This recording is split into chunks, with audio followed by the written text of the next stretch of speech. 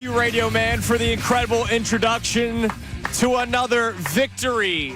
Undefeated, defending Super Bowl champion Monday here in the city of Philadelphia as the Eagles go to Kansas City yesterday and take care of business, beating the Kansas City Chiefs 20-17. Eagles now 2-0 to start the season, and the Kansas City Chiefs, after looking rough in Sao Paulo week one, losing to the Chargers, they fall to 0-2 with that loss.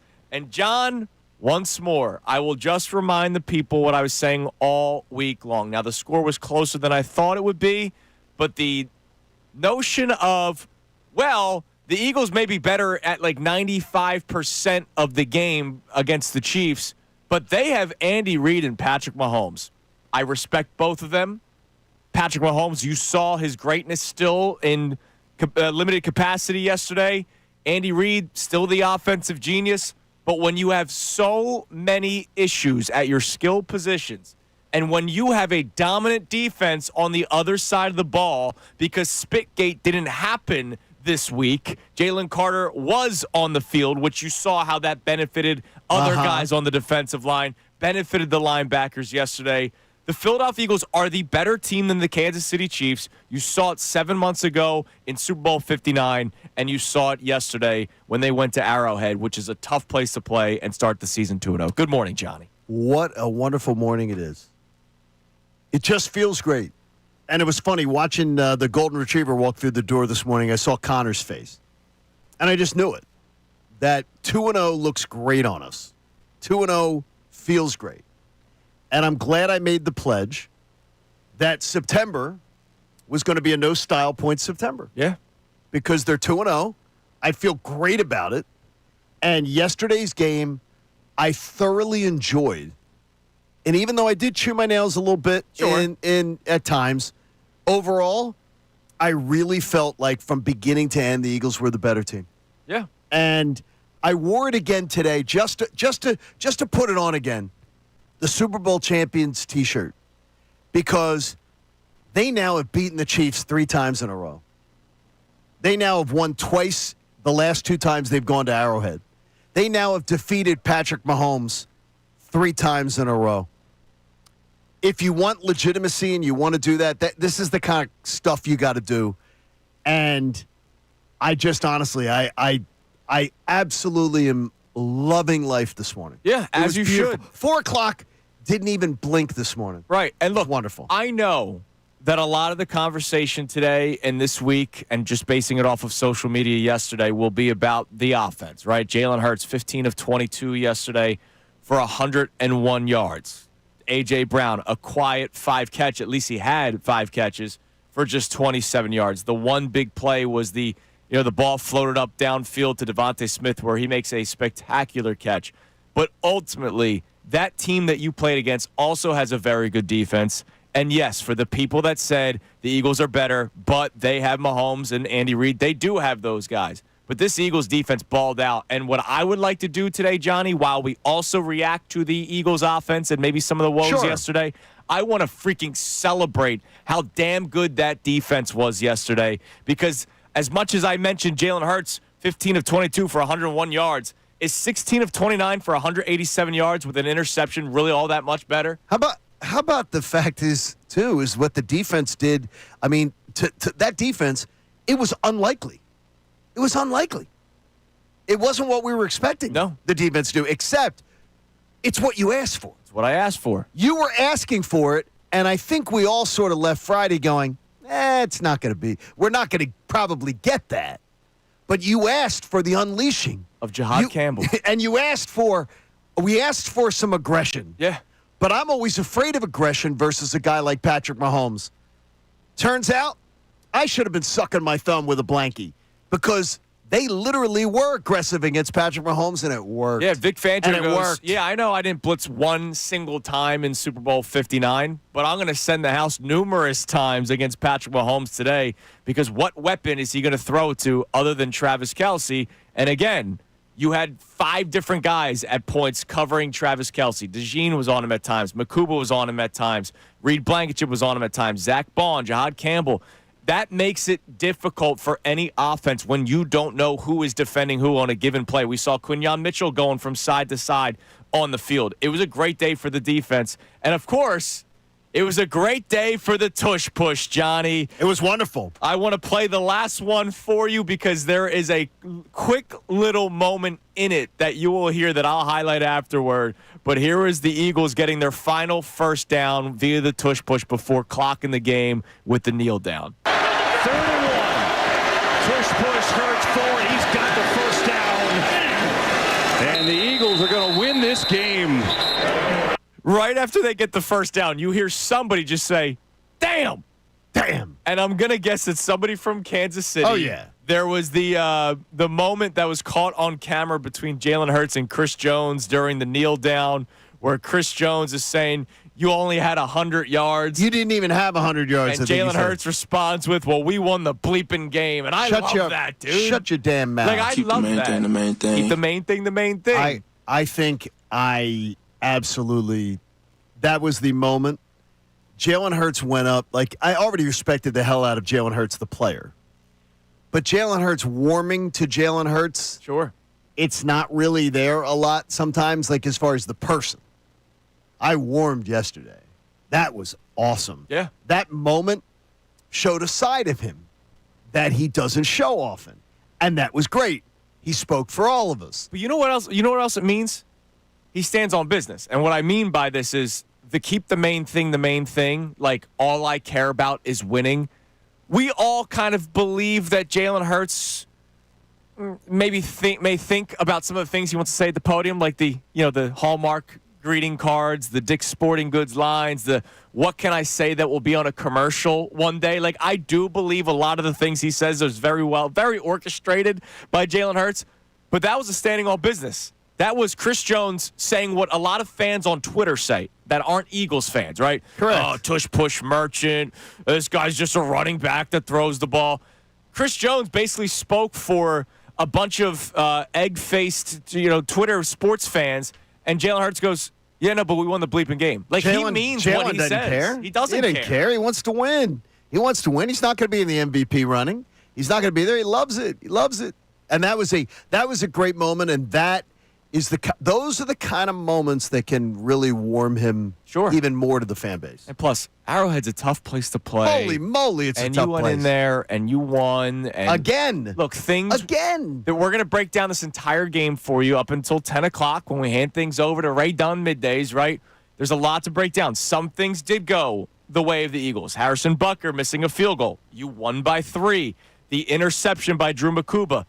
Travis Kelce normally catches that. Like, things did work out for the Eagles. The offense was not prolific. We will talk a lot about it. But again, they're 2-0. John said from the very beginning he was not looking for style points. And I'm proud of you because you stood by it. Oh, wait a minute, though. I also had to say, no one is Mr. Style Points in this show more than me. Right. And I had to swear that September, you stood by it. First 4 games, not style points. That doesn't mean there won't be some critique coming. Well, because there is. Because there's severe critique coming, and it's deserved. So, coming up next. It obviously was not all beautiful yesterday. As beautiful as 2-0 is, as beautiful it is going into Arrowhead and beating the Chiefs and, squashing their revenge party. In the next segment, we discuss the very vanilla offense that we saw that's already causing panic in the city of Philadelphia. And I feel like the name Brian Johnson was trending in the city of Philadelphia yesterday. So we'll talk about the offense a little bit because, yes, there should be constructive criticism following that game. But ultimately, be happy, be proud that your Eagles are 2-0, starting the season undefeated during their road to the repeat. It is Kincade and Salciunas on this Monday morning here on 97.5 The Fanatic. Attention, Delaware Valley. 97.5 The Fanatics Unfiltered with Ricky Bowe and Bill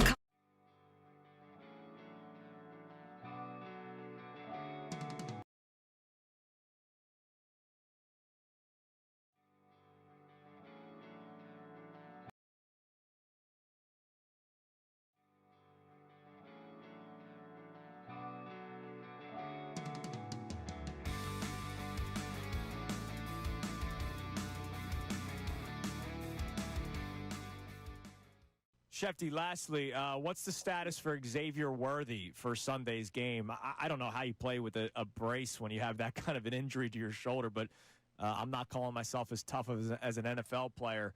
Andy Reid saying it's day to day. Do you believe Xavier Worthy will be playing Sunday against the Eagles? My guess would be no. And if he does play, he'll play with a harness. And I don't know how effective he'll be with a harness when you're a little guy and a fast. I don't know those things. I've never played a football game with a harness on. So, look, he's not going to be full strength if he plays. That's the one factor that we know. They don't have Rashee Rice. So they're certainly a little shorthanded at wide receiver. And when you watch the Chiefs on Friday, and maybe it was just a function of it being week 1 in Brazil against a tough Chargers defense. Like, maybe all those things all factored in. But they just looked a little – they looked a little sluggish to me. They didn't look as explosive as you expect a Chiefs offense to be. Now, saying that, they could go out on Sunday and light up the scoreboard with 30 or 40 points.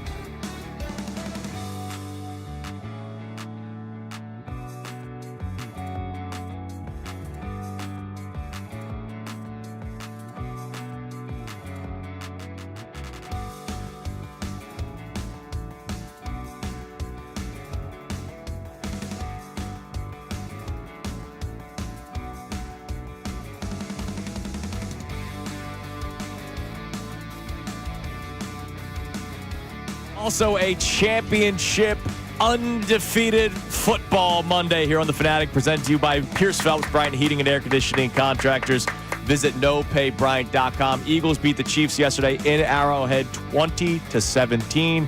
They are 2-0. The Chiefs are 0-2. And my God, at some point this show, we will talk about maybe this one actually being the end. We'll see.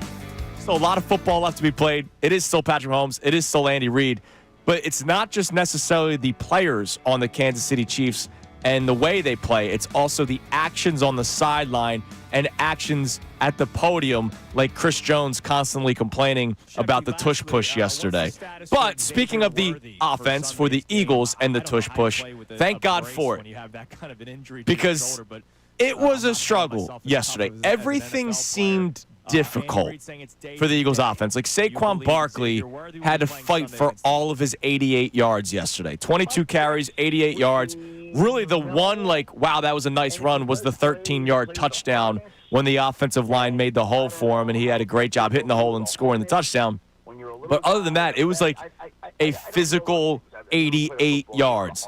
The 101 yards passing for Jalen Hurts, other than the shot downfield to Devontae Smith where he makes the hell of a play on it, it was a couple of slant routes to A.J. Brown and, the bubble screens back, right, which is why I think a lot of people were tweeting out Brian Johnson yesterday. I understand. I want to say this first and foremost before we ultimately freak out about Kevin Patullo and the Eagles offense. You do have to get the ball out quick against that Chiefs defense because they have an incredible front four, much like the Eagles defense does. And Spags brought pressure. What was it? At one point, they said 63% of the dropbacks. It was 63 in the third quarter. That was the third quarter graphic. Right. They decided to just empty the house. So they were going after it. Jalen can't just stand tall and try to make a throw. No, the pressure was coming, and the offensive line, I don't think, had a spectacular day yesterday.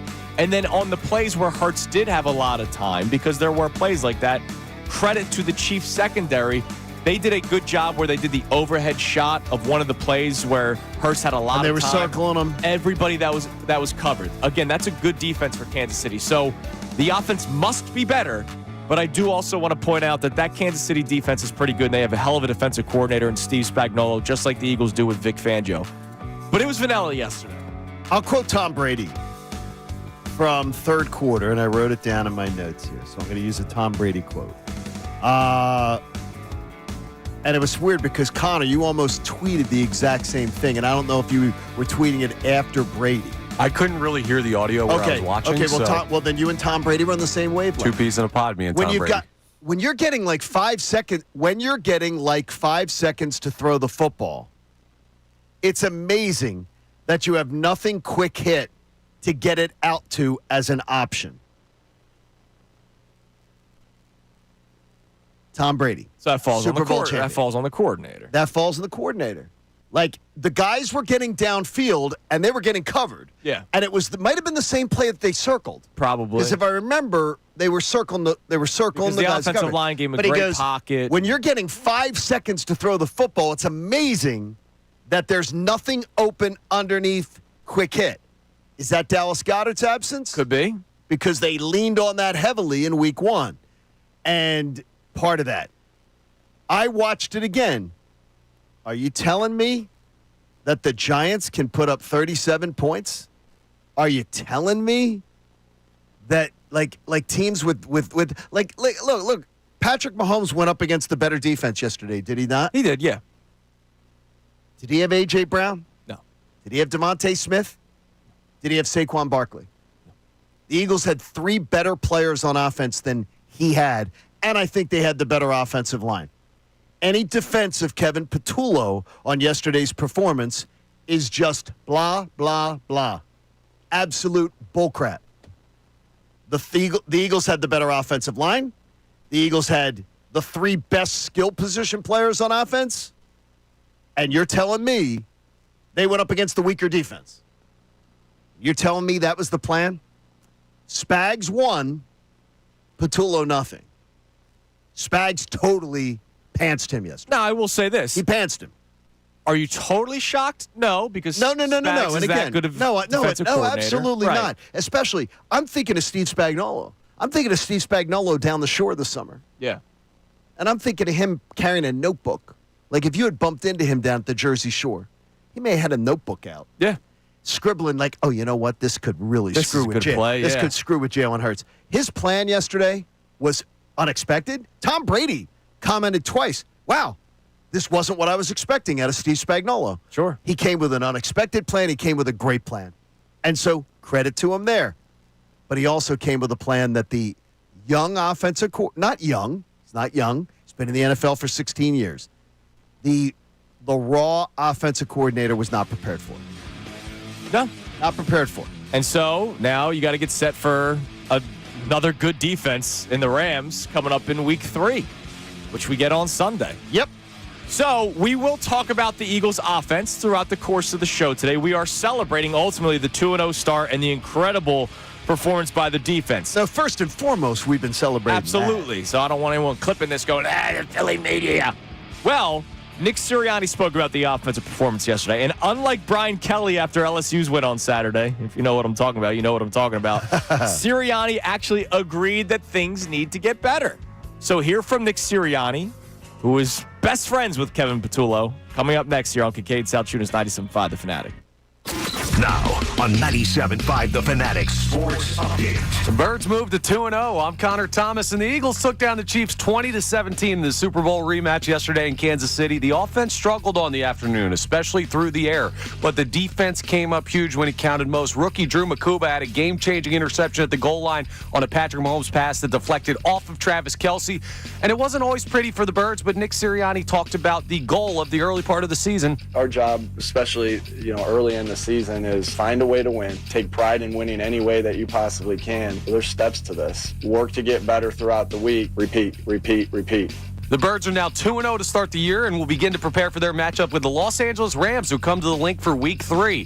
The Phillies, well, they're preparing for the postseason. They took 2 of 3 from the Royals over the weekend, and despite falling 10-3 yesterday in the finale, the Giants lost to the Dodgers, which means the Phillies have officially clinched a postseason berth for the 4th straight season. Now a huge series with the Dodgers starts in L.A. Game 1 is tonight at 10:10 with Ranger Suarez on the mound against Emmett Sheehan. We'll talk to Andrew DeCecco for his day after to check in at 7:55. This update is brought to you by Groundworks, your trained and certified experts for basement waterproofing and foundation repair since 1997. Book your free inspection at groundworks.com. I'm Connor Thomas on your home for the best Birds coverage, 97.5 The Fanatic and 97.5thefanatic.com. Every game day right before.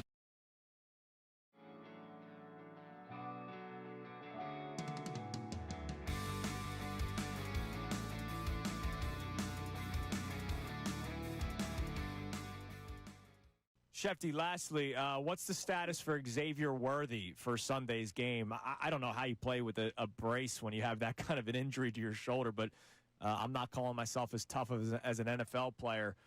Andy Reid saying it's day to day. Do you believe Xavier Worthy will be playing Sunday against the Eagles?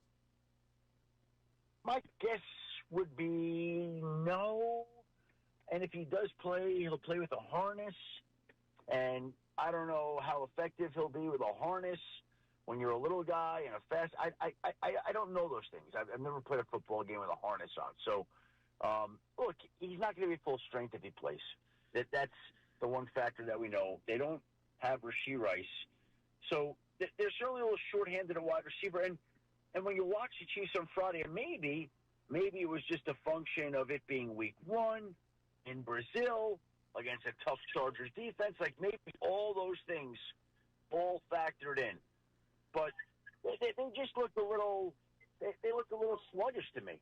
They didn't look as explosive as you expect a Chiefs offense to be. Now, saying that, they can go out on Sunday and light up the scoreboard with 30 or 40 points.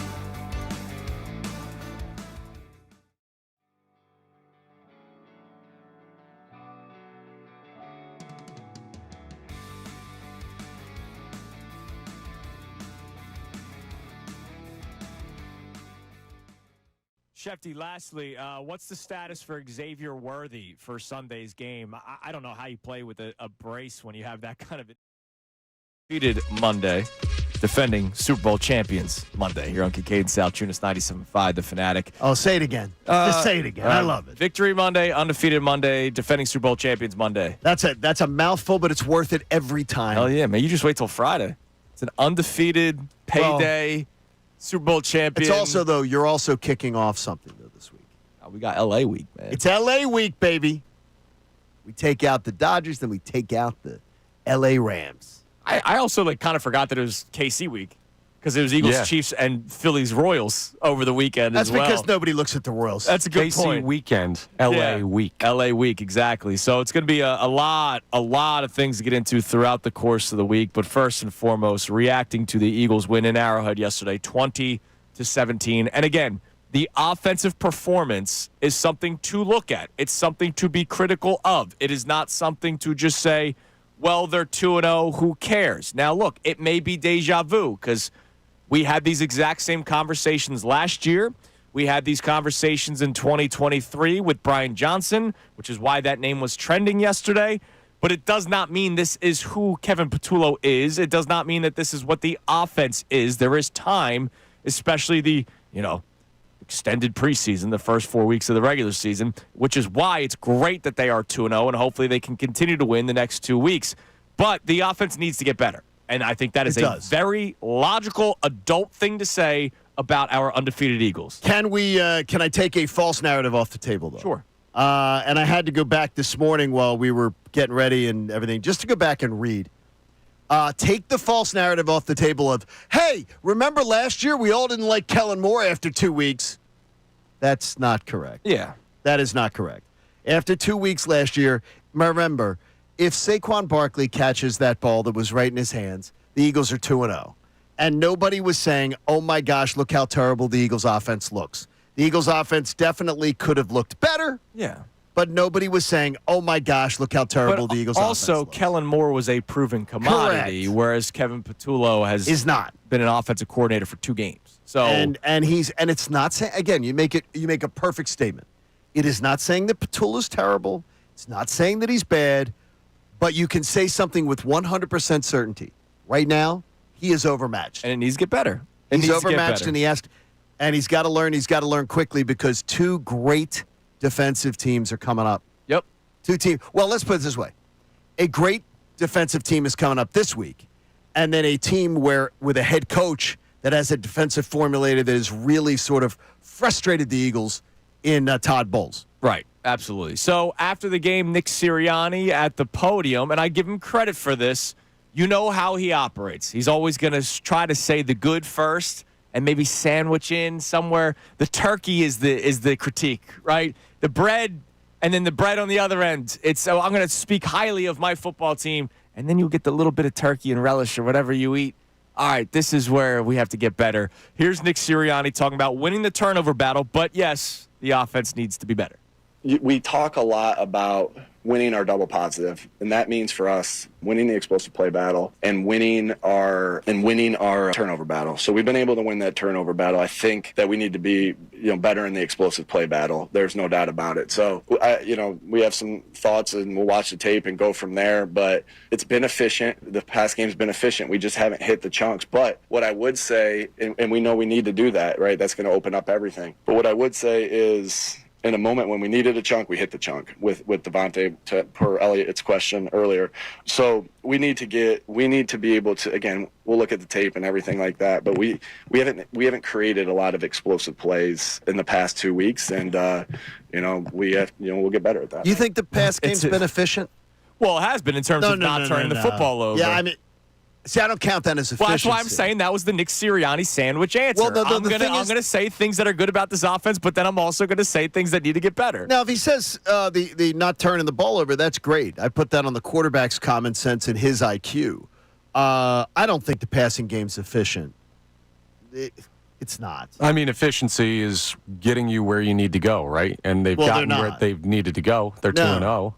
But they need to score more points. To getting the offense where it's going is, if they were being efficient, they would be putting more points on the board. They're just getting they're dinking and dunking their little stuff down the field, and they're not. It's terrible considering the offensive personnel they have. Arguably one of the best offensive lines in football, even though they haven't played like it. No, they have not played like it. No, but again, it's you got Spags sending extra men almost every awesome. single right. play. Yeah, it was awesome. I mean, it was a great game plan by Steve Spagnuolo, and but you got all that talent. You had the best 3 offensive skill position players in the field, and you wouldn't have been able to tell it yesterday. Yeah. So yesterday, I love the NFL game book that they put out there at the end of every game. It's where they track the snap counts and all that kind of stuff. But they also do the longest plays for each team, the top 10 longest plays for each team. So the Eagles, the longest play was the Devontae Smith 28-yard reception, which hung up there forever. It did, because he just had to float it up there because that pressure was coming. Then it was Saquon Barkley 16-yard run. Then it was a Jalen Hurts short left pass to Devontae Smith. It was the bubble screen for 13 yards. And that was a play Devontae made. Right. Then it was the Saquon Barkley 13-yard touchdown, an 11-yard run by Barkley, an 11-yard scramble by Hurts, an 11-yard run by Barkley, 9-yard run by Barkley, 9-yard run by Barkley, 8-yard pass short right to A.J. Brown on one of the slant routes. So of the top 10 plays, you had one prayer deep shot downfield, Barkley runs, Hurts scrambles, and then to your point, you run a bubble screen that worked where Devontae Smith gets 13 That's yards. not an efficient passing game. And that's where Nick's being kind. That's not an efficient passing game. When you have the sandwich answer. And you have the best offensive talent in the NFL. Best offensive skill talent in the NFL. There isn't a coach in the NFL that wouldn't say, I want that talent. Give me all that. I'll take it all. Even if it means there's a quarterback I would take over Jalen Hurts. I'll take the whole package. When you give me the offensive line, you give me those wide receivers and everything like that. And Saquon. Yeah. Saquon was fantastic getting the tough yards yesterday. Absolutely. That was a prime win for the people that complain about the Eagles on social media, right? And Chris Jones, for that matter. Again, we already highlighted it in the beginning, in the first segment, where he's yelling at Jalen Hurts, you only had 100 yards. And Jalen Hurts is like, yeah, well, we won the bleeping game. Shut your ass up. Like I loved it. That was great response by Jalen. Now, you got to think Philly Goat or somebody has a T-shirt by tomorrow. Yeah, that's going to happen. Shut your ass up. I'm telling you. It's awesome. Wouldn't be surprised if our boss was wearing one to us. Yeah, probably. Sirianni also talked about Jalen Hurts and his performance yesterday. I think Jalen Hurts is one of the best deep ball throwers in the NFL. I think he's shown that. I don't think people talk about that enough. Go back to last year and all those fourth downs that went vertical, whether that was in the Browns game in a 4-minute or whether that was in a Giants game on a fourth down or the Super Bowl on a fourth down that ended up coming back. Like, there's all this nitpicking on Jalen, but no one talks about that. Like, he's unbelievable at throwing the deep ball, which ends up helping us set up other things underneath. And so it's just great connection, communication, just that one that they have together, the receivers and Jalen. And that was a huge play in that game, and they brought some pressure. Jalen was able to stand in there, make a great play, and Devontae made a play on the football. Yeah, look, the deep ball, I know we have talked about it. Locally, it's talked about. But to Nick Sirianni's point, on a national level, there's just so much complaining about Jalen Hurts, tush-push merchant, sure. only wins because of the players around him, blah, blah, blah. His ability to throw the deep ball and drop it into a bucket. And again, he floated it up there, but he put it in a spot because he knew the pressure was coming. The other one to Devontae Smith, where it looked like he may have hurt his back on it, and then he, thank God, comes back in the game. Maybe just, maybe the wind got knocked out of him. I was thinking it was tailbone when he fell. Yeah, I got nervous. I got nervous. Yeah, I absolutely. got nervous. But that was also put in a perfect spot. Again, perfect. Part of this is still giving credit to the Chiefs defense and what they were able to do yesterday. But the game plan, the very vanilla game plan yesterday, you go, all right, I need to see a little bit more out of the Eagles offense moving forward. And I feel like we're having the same conversations all over again. Same one we had last week. And we're having it again. It's amazing, man. But the Eagles are 2-0. Yep. And we're celebrating it. So coming up next, we'll check our text line. How much credit will you give KC before you rip Patullo? Or are you worried about the Eagles offense? Overall reaction to the Eagles win, because it should be a celebration day, especially when it comes to that vicious performance by the defense. Jalen Carter, Jahad Campbell, Drew Makuba. Nolan Smith had a couple of big plays yesterday that may not have popped up in the stat sheet. Zadarius Smith, the newcomer, was great yesterday. Where did he come from? A lot to celebrate. Right off the couch. It's unbelievable. He's like, yeah, I don't want to do training camp. Also, hear from Jalen Hurts, because Ultimately, Jalen Hurts cares about one thing, and he got that yesterday, a win. 610-632-0975 is the number you can text in or call in with. It's Kincade and Salciunas on this Championship Monday here on 97.5 The Fanatic. Unfiltered with Ricky Bo, Bill Colarulo, and Silvana Kelleher.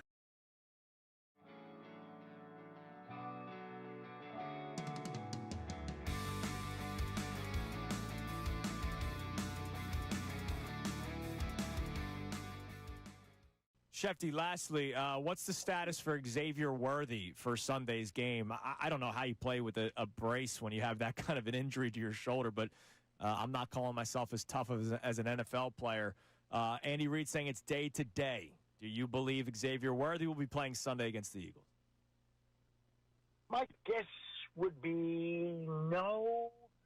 And if he does play, he'll play with a harness. And I don't know how effective he'll be with a harness when you're a little guy and a fast. I don't know those things. I've never played a football game with a harness on. So, look, he's not going to be full strength if he plays. That's the one factor that we know. They don't have Rashee Rice. So they're certainly a little shorthanded at wide receiver. And when you watch the Chiefs on Friday, and maybe it was just a function of it being week 1 in Brazil against a tough Chargers defense. Like, maybe all those things all factored in. But they just looked a little they looked a little sluggish to me. They didn't look as explosive as you expect a Chiefs offense to be. Now, saying that, they can go out on Sunday and light up the scoreboard with 30 or 40 points.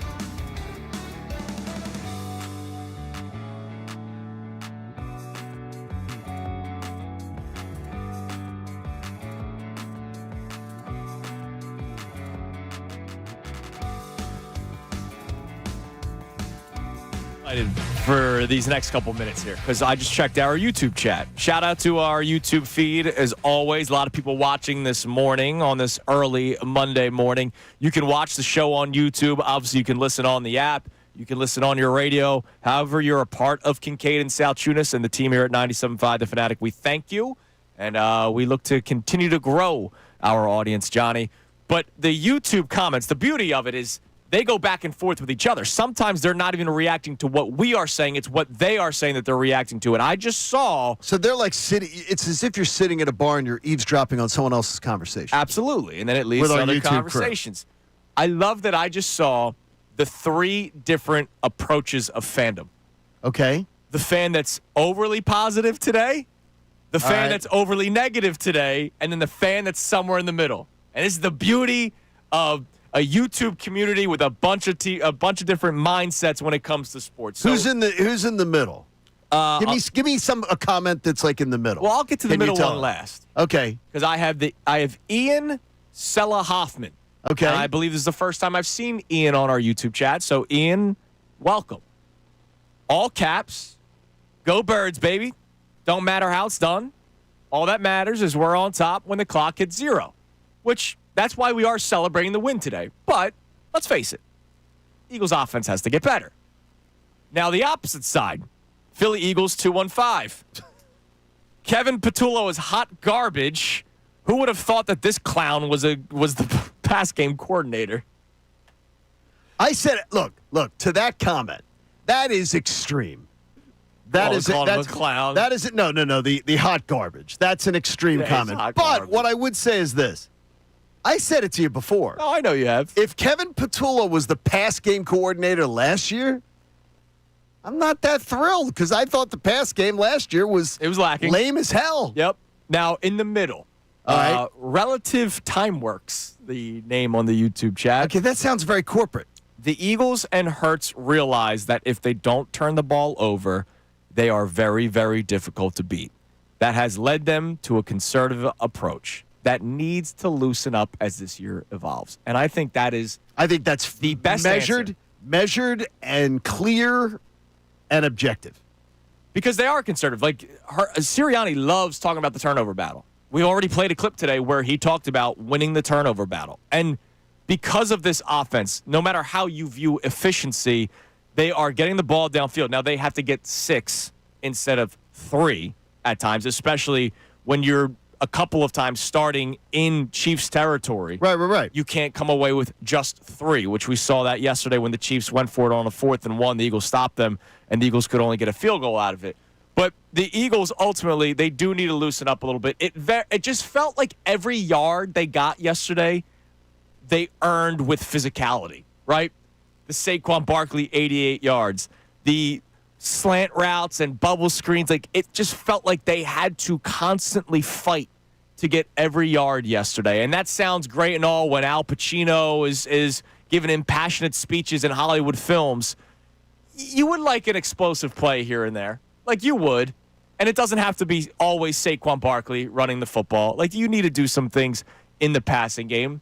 But ultimately, the Eagles win, and we're celebrating it today. Jalen Hurts, after the game, just a prime Jalen Hurts quote talking about the victory. The game isn't necessarily won off of fireworks. It's won off of scoring more points than the other team. And so that's what we're able to do. And that's complimentary football. That's what it's about. You know, in the end, you play the game for one reason. You play the game to win, nothing more, nothing less. And I'm happy that we were able to find a way to win. I love that. And look, he stood on business. When Chris right. Jones calls him out for his stats on the field during the kneel downs, he goes, yeah, but we won the bleeping game. That's it.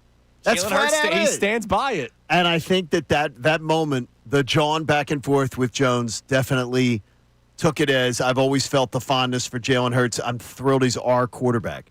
But there's a fondness where you go, okay, man, then he's starting to lower the veil a little bit, letting us see who he is. Or do you lift the veil? I think you lift veils. I think you lift the veil. I think he's starting to show us a little bit about who he is. Take us behind the veil. Yeah. I love it. This. I love it too. I loved that yesterday. That made me smile. All right. In a big way. We'll get to our text messages. I've already read you some comments from our YouTube chat. Let's go to the phones. We have Greg in the Poconos wants to talk about the Eagles game yesterday. What's up, Greg?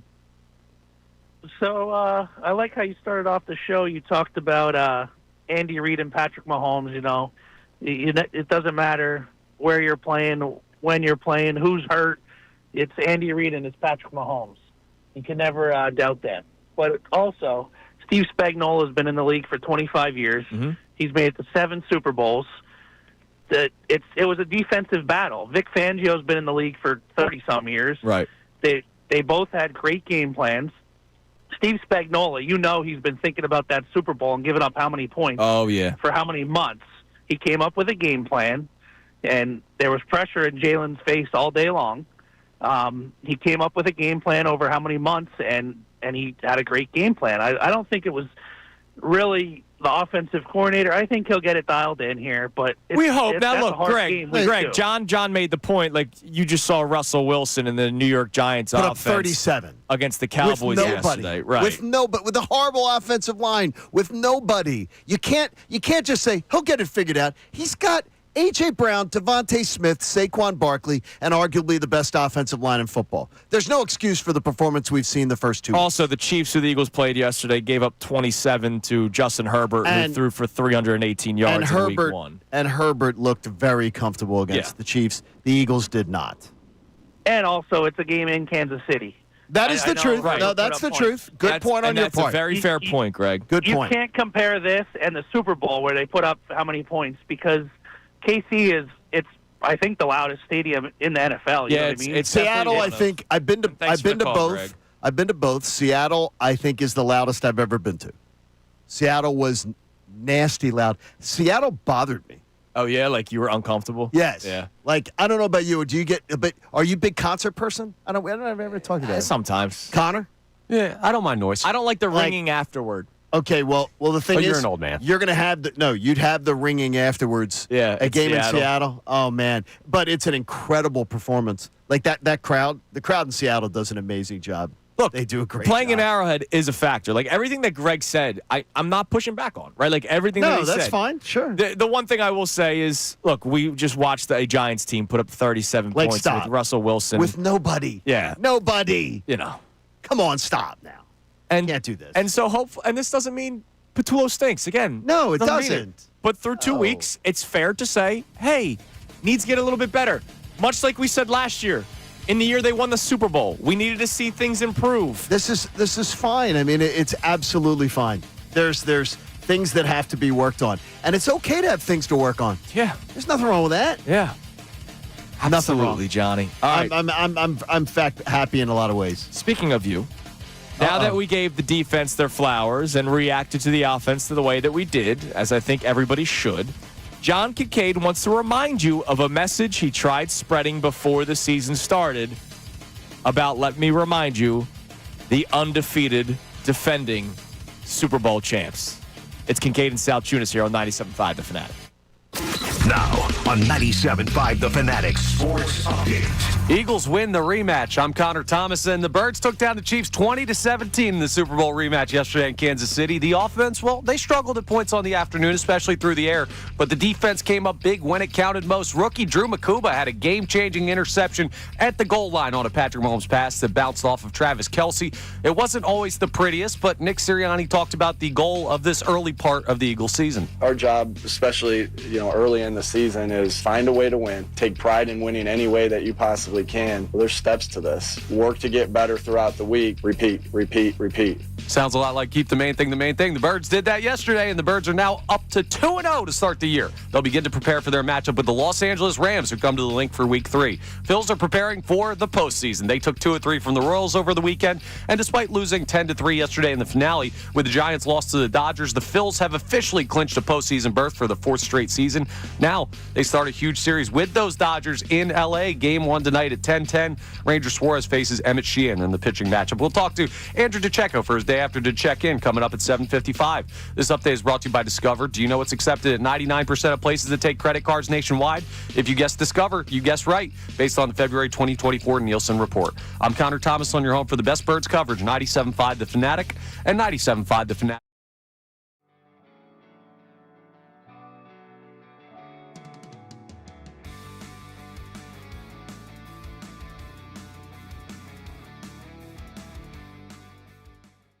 Shefty, lastly, what's the status for Xavier Worthy for Sunday's game? I don't know how you play with a brace when you have that kind of an injury to your shoulder, but I'm not calling myself as tough as an NFL player.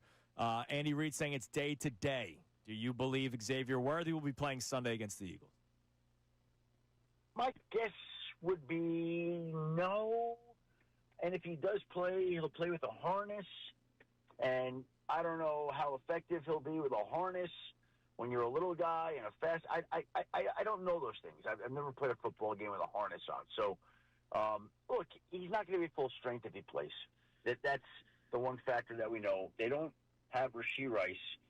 So they're certainly a little shorthanded at wide receiver. And And when you watch the Chiefs on Friday, maybe it was just a function of it being week 1 in Brazil against a tough Chargers defense. Like maybe all those things all factored in.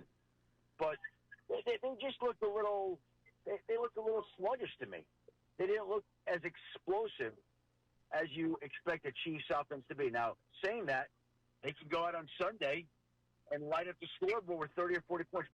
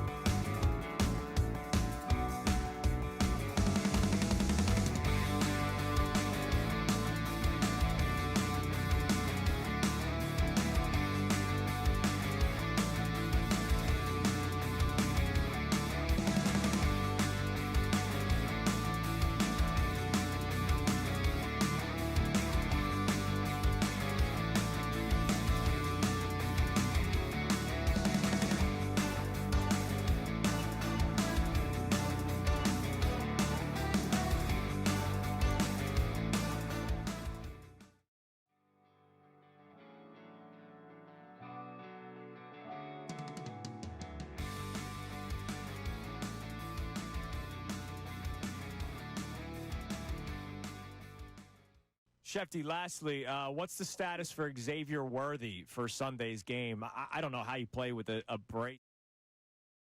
No, they're defending Super Bowl champions. It is a beautiful thing. They beat the Chiefs yesterday in Arrowhead 20-17. Obviously, the offense needs to be better. The defense, though, absolutely spectacular, and I want them to get a lot of love today. What do we have on the text line, Connor? You can text the show at 610-632-0975. When it comes to the offense, do you give more credit to the Chiefs' defense, or are you worried about Kevin Patullo? Overall celebration of the defense, overall celebration of the 2-0 start for the Philadelphia Eagles. And then John Kincade is going to remind you of a message he tried spreading before the season started, and hopefully people are buying into it now. What do we got on the text line, Connor? You remember how you said you had 3 different type of fans in the YouTube chat? Yes, we had the guy that was ignoring some of the bad for the Eagles. We had the fan that was only looking at the bad for the Eagles, and then we had the person in the middle. What do we got on the text line? They're all represented on the text line. Nice. But the first text that we got today, keeping the main thing, Can you pass for at least 200 yards with A.J. Brown and Smitty, open things up for the defense, not be a one-score game? I don't think that's much to ask from a quote-unquote elite QB. That's not style points. The excuses for Jalen Hurts are nauseating. Now, my question for that texter. Jalen Hurts. For that texter, are you blaming Jalen Hurts for it? He is. Because once more, they showed on the broadcast how everybody was locked up whenever Jalen Hurts did have time. Again, Jalen Hurts was under pressure over 60% of the time yesterday because I thought the offensive line did not have a good day, and the pressure being sent by Spags because there's going to be the extra man whenever you're bringing somebody blitzing off the edge or a linebacker or whatever. There was constant pressure, and I don't think the game plan was all that great. And so when you're dinking and dunking, you're hoping that the receivers extend the plays by doing stuff after the catch. And again, that's a good Chiefs defense. Do I wish Jalen Hurts threw for 208.5 yards yesterday? Yes. I do wish Jalen Hurts threw for 208.5 yards yesterday. That's a little interesting. But sometimes the immediate criticism of Jalen Hurts or the ripping of Jalen Hurts, I'm going to guess that's not a big fan of Jalen Hurts. I just wonder if you noticed all the other facts. I want to know what he's watching in that game. I honestly, with all due respect, there was Tom Brady pointed out over and over again, there were not guys open, and there were not guys schemed underneath to give him safety valves, and Tom Brady's calling it out. Why are you blaming Hurts for that? Yeah, it's interesting. I was texting with DeCecco when we were setting him up. He'll talk to us at 7:55. Looking forward to it. And he was saying he has to go back and watch a couple more times to figure out how much is Patullo and how much is Hurts. So we'll get more insight on that. Sure, and I'm looking forward to that conversation in an hour with our man Andrew DeCecco. All right, Johnny, as you're listening to 97.5 The Fanatic, WPEN, WPEN, HD1, Burlington, Philadelphia, a Beasley Media Group station broadcasting live from the Comcast Business Studio, powering possibilities. You had a message that you tried spreading across the Delaware Valley. And you, as a good partner, tried to help me with the message. I did, and I want you to remind the people of that message, and I hope that maybe through 2 games, people start to realize it. Andrew had set up for me. He really thought, he goes, the only thing I was slightly negative about, a team that I thought the Eagles would, I said, look, I think the Eagles are going to once again be in the Final Four. Do I know if they're going to win another Super Bowl? Who knows? Do I know if they're even going to go back to another Super Bowl? Who knows? But I thought this team's going back to a Final Four. But my biggest concern was Kevin Patullo. And I think that my biggest concern of Kevin Patullo, a guy who had been around the NFL, the longest a play caller in the NFL took to ascend to a play calling role is Kevin Patullo. In fact, in pretty much the modern era, it's like the longest ascension that anyone had ever been on staffs in the NFL without calling plays. Mm-hmm. And I kept saying, well, what's the reason for that? Like, there has to be a reason for that. Nobody ever came to poach him. No one ever came to grab him. I'm hoping through 2 games that we're not seeing why. That somebody just said, yeah, he's just a guy. Because when you are gifted, what a gift. The best offensive line, or one of them, even though they did not play like it yesterday. And arguably the 3 best skill position players that you could ask for in the NFL. I don't know anybody who goes 3 better than Saquon and AJ and Devontae. And you're telling me that, well, we just got to give him time. Got to give him time. That's ridiculous. And Tom Brady pointed it out yesterday on 4 different occasions as I took notes and wrote it down every single time. That they need a better. In kind ways, he was pointing out they need a better plan, and that's Brady watching what a talented veteran defense coordinator is doing against him, and he lost the battle yesterday in embarrassing fashion. That game should not have been close. I think the Eagles should have won that game by 2 scores, and we should have been snoozing in the 4th quarter. Oh, that's not the message I thought you were. Oh, I thought it was the 50 days of thing. What was the other message? Buy into the dominance of the Eagles. Oh, I'm buying in. I'm just saying that's a message that you want to spread, not Kevin Patullo concerns. No, but I mean it's the truth. But I'll give you that message. And conversely, as it is too, is that I said it to you before. Anybody who was saying to you before the season that 2-2 was acceptable in September, when we put it out to Adam Schefter, he goes, "What? That's nonsense." And I agreed, nonsense. When you're the Super Bowl champs and it plays to this exact point. When you've got all this talent and you're the Super Bowl champs and you maybe have the best roster in the NFL, Why in the world would anyone have gone, yeah, it's okay. We can be 2-2 in September. It'll be all right. Because we did it last year? Because we putzed around in September last year? No. It wasn't acceptable then. It's not acceptable now. Now you see why. The Eagles were clearly the better team yesterday. Yes, they were. And now you get the Rams and you get the Bucks. Go on out there. And I didn't ask for 4-0 in September. I didn't ask for it. It could happen, but I didn't ask for it. I said 3-1. I said my best guess was they come out of September 3-1. They can go out there and take care of business against the Rams. The one I don't want to lose is the one 2 weeks from today when we're doing a radio show in Tampa. Right. And I'm telling you, I do not want to roll out of Tampa with a loss. It really is amazing that the first 4 weeks of the season, you want to talk about storylines, right? First week is it's rivalry week, even though there is a drastic difference between who the Eagles are right now and who the Cowboys are right now. But rivalry week. Week 2, it's the rematch of the Super Bowl. Week 3, it's the rematch of the divisional game where the Rams definitely have that game circled. But if you're the Eagles and if you had ears to the ground, you hear the stuff that's being said by the Rams players. So that could uplift you for the game. Then week 4 might be like the come-down game because you've had all the emotion of week 1. It better not be, though. The emotion of week 2 going into Arrowhead, the emotion playing against the Rams. But here's the deal.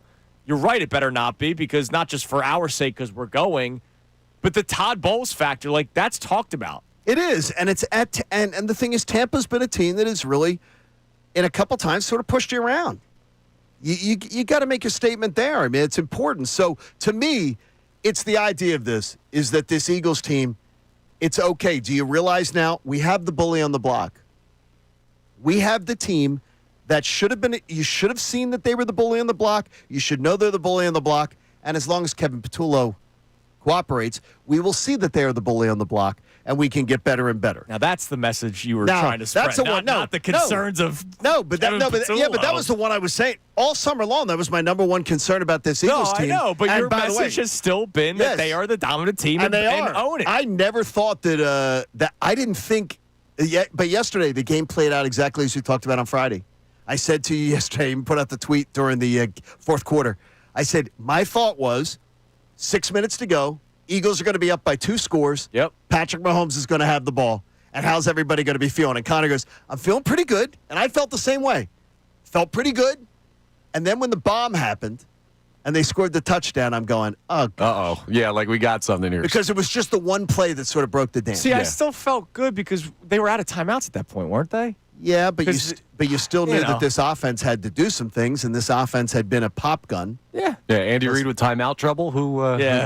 That's the new analytic strategy. If a team is trying to run the clock out, you burn them before the 2-minute warning because then you have the extra. That's the new strategy. Here's what I'll say though, because I was a big person who pushed back on the idea of the 3-1 start versus I was advocating for 2-2. I'll say right off the rip, maybe I undersold this Eagles team.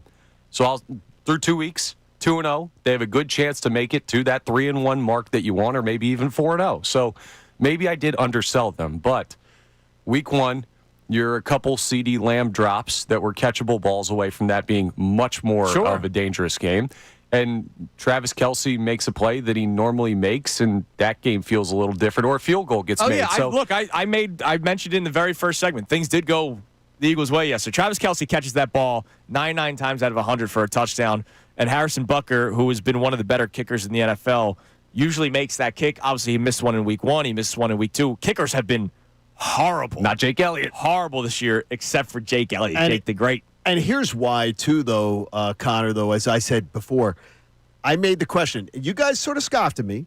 Now, thinking I'm not spiking the football yet because it's not true. All right, it hasn't happened yet. But I absolutely believed 4-0 was more likely than 2-2. Yeah, my only argument was just the pitfalls that exist week to week in the NFL when you play teams like they're playing through these first 4 weeks.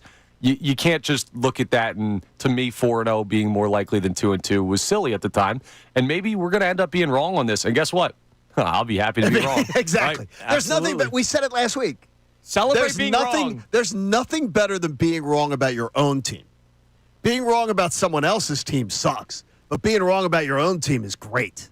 It's a great thing. That's why, like, when I see comments on our YouTube or we get text messages about people complaining about the team constantly, it almost makes it feel like they want to be right. It's like, no, be wrong.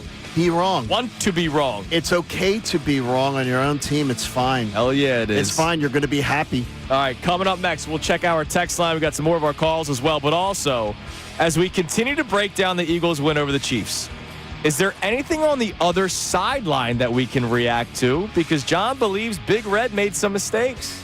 It's Kincade and Salciunas, 97.5 The Fanatic. Philadelphia is a sports city full of passionate and knowledgeable fans.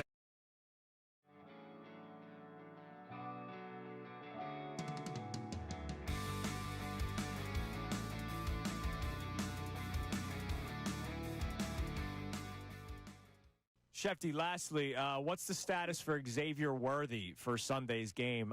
I don't know how you play with a brace when you have that kind of an injury to your shoulder, but I'm not calling myself as tough as an NFL player. Andy Reid saying it's day to day. Do you believe Xavier Worthy will be playing Sunday against the Eagles? My guess would be no. And if he does play, he'll play with a harness. And I don't know how effective he'll be with a harness when you're a little guy and a fast. I don't know those things. I've never played a football game with a harness on. So, look, he's not going to be full strength if he plays. That's the one factor that we know. They don't have Rashee Rice. So they're certainly a little shorthanded at wide receiver. And when you watch the Chiefs on Friday, and maybe it was just a function of it being week 1 in Brazil against a tough Chargers defense. Like maybe all those things all factored in. But they just looked a little they looked a little sluggish to me. They didn't look as explosive as you expect a Chiefs offense to be. Now, saying that, they could go out on Sunday and light up the scoreboard with 30 or 40 points.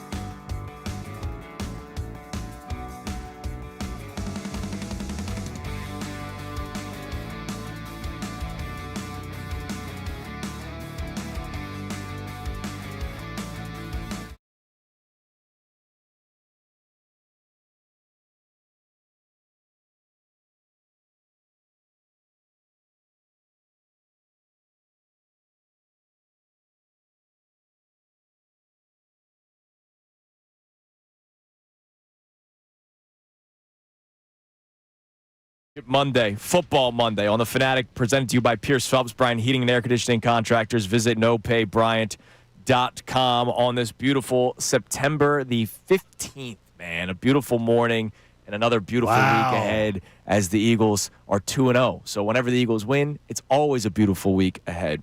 All right, Connor, give us a text message. And then John has a couple of things that he noticed from Big Red yesterday that he would like to bring up. What do we got? All right, so we have Dave from Philly checking in who says the Chiefs played the Eagles tough. We played the Chiefs tougher. So if we were freaking out, imagine being in Kansas City. They got Chicken Little syndrome. The sky is falling at 0-2. I think we took what we could get, and I'm okay. A good team finds ways to win. Look, all they can sort of stand on is we still have Big Red and Patrick Mahomes. Like, that's all they have, and that's why I made my pick the way that I did. The Eagles are the better football team. I don't want to say I don't care that they have Patrick Mahomes and Andy Reid, because Patrick Mahomes did almost win them the game yesterday. The way he was running the football yesterday, scrambling, like that was vintage Patrick Mahomes, just minus 200 passing yards, right? Because he doesn't have weapons to throw to, because either people are hurt, suspended, or not there anymore, like Tyreek Hill now with Miami. But ultimately, the Eagles won that football game because they were the better football team. If you are a Kansas City Chiefs fan, you're probably looking around going, uh-oh, we're 0-2. We lost a divisional game in week 1. The game that we were supposed to be up for, the rematch of the Super Bowl, we lost that one at home. They're 0-2 to start the season. I would imagine there's some alarms in KC this morning. You have some water? Yeah, he needed a little bit of water at that. Speaking of Andy, what did you notice yesterday? Okay, 2 things. I think Andy Reid, I was shocked. He blinked. That first possession of the second half, he blinked. I can't believe he went for it on that 4th and 1 on his own 36. Yeah, deep in his own territory. That was uncharacteristic Andy. And I honestly think it was disrespectful to the way his defense was playing. His defense was balling out yesterday. And to me, at that point, you don't get talked into it by Mahomes. I think he got talked into it by Mahomes. And you look at it and you say, we live to fight another day. We don't give the chance that we give them the momentum and give them points. Right, and that's the thing. You gave the Eagles. Gave them 3 points. They gave the Eagles points because that won the game. Yeah, ultimately. And that's the points that won the game. And to me, because you traded touchdowns, and to me, he blinked at that point and panicked. I have no idea why you're going for it at that situation, and especially the way his defense was playing. I think that was almost disrespectful to his DC. And then, I honestly, I don't know what he was thinking in the onside kick. What is that about? That was crazy to me. What are you doing? What are you doing? Especially the way your defense played all day. What are you doing? Yeah. Like, do you not want to maybe force a fumble on a kick? Like, there have been yesterday, every one of those kick returns, I saw hits and stuff like that where I said, man, we're going to see a ball pop out or two coming up. And I got to say, it's more interesting this year. The kick returns are more interesting. It is. I just don't like the touchback being at the 35. I don't like it either. I think that's crazy. I don't like it either, but it was more interesting yesterday.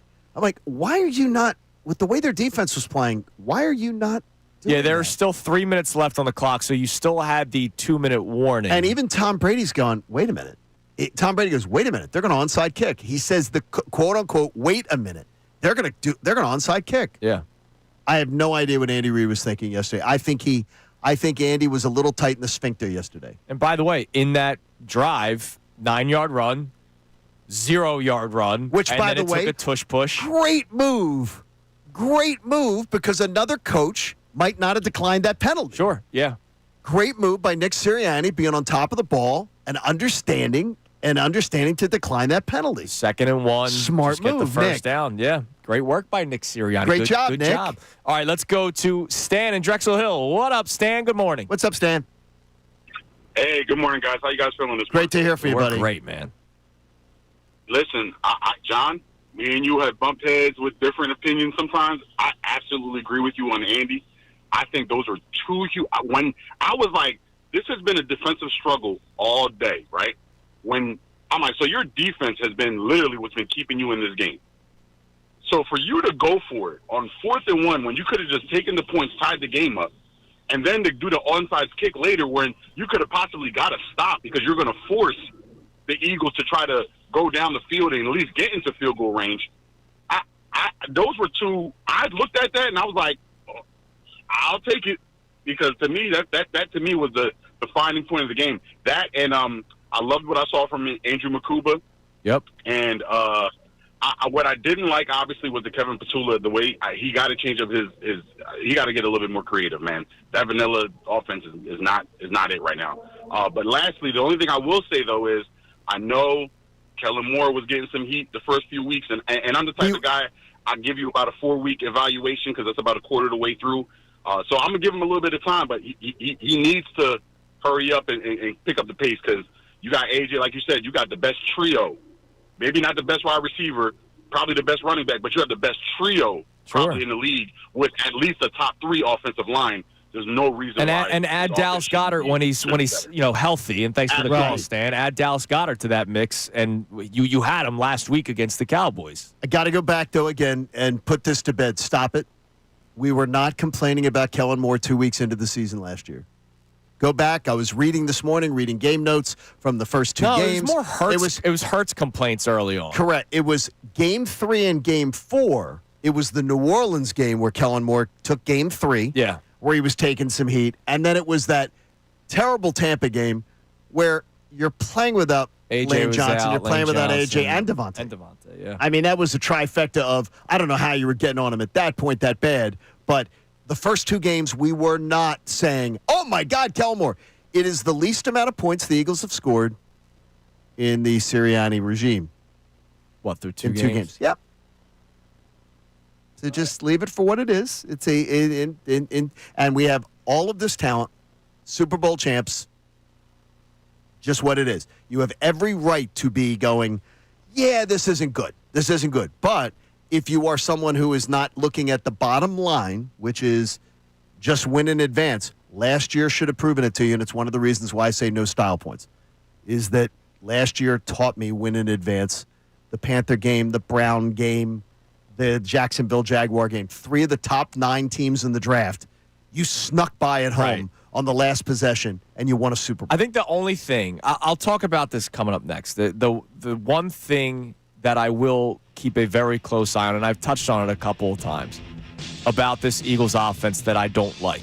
Now, obviously, there's a lot of things that a lot of people don't like, but there's something very specific that I will give you on the other side. Speaking of our next segment, we did this last week.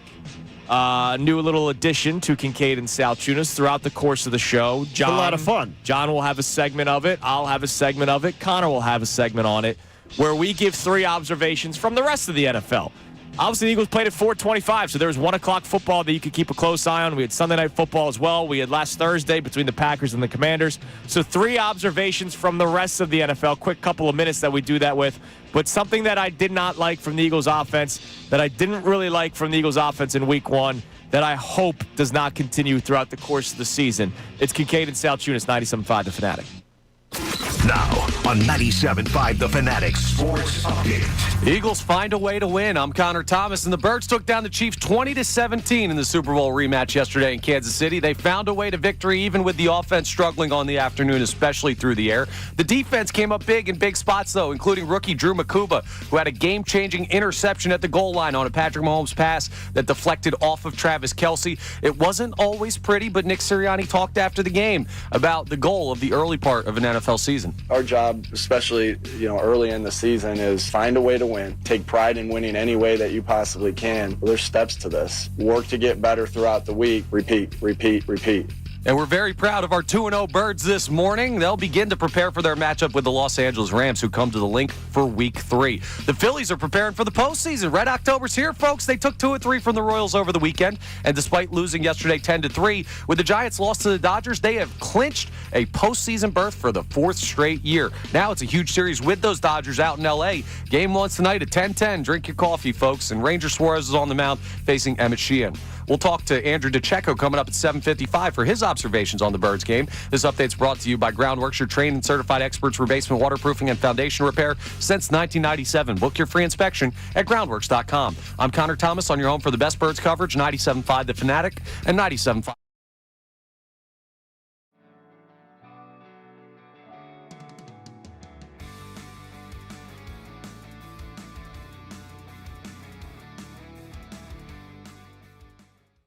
Shefty, lastly, what's the status for Xavier Worthy for Sunday's game? I don't know how you play with a brace when you have that kind of an injury to your shoulder, but I'm not calling myself as tough as an NFL player.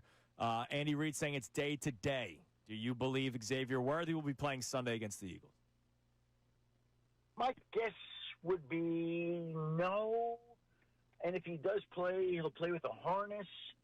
And I don't know how effective he'll be with a harness when you're a little guy and a fast. I don't know those things. I've never played a football game with a harness on. So, look, he's not going to be full strength if he plays. That's the one factor that we know. They don't have Rashee Rice. So they're certainly a little shorthanded at wide receiver. And when you watch the Chiefs on Friday, and maybe it was just a function of it being week 1 in Brazil against a tough Chargers defense. Like, maybe all those things all factored in. But they just looked a little they looked a little sluggish to me. They didn't look as explosive as you expect a Chiefs offense to be. Now, saying that, they can go out on Sunday and light up the scoreboard with 30 or 40 points.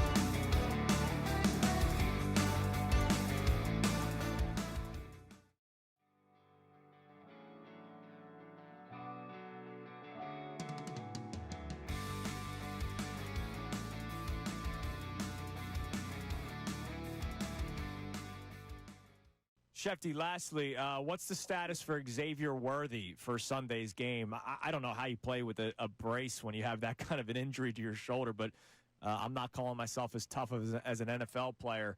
Andy Reid saying it's day to day. Do you believe Xavier Worthy will be playing Sunday against the Eagles? My guess would be no. And if he does play, he'll play with a harness.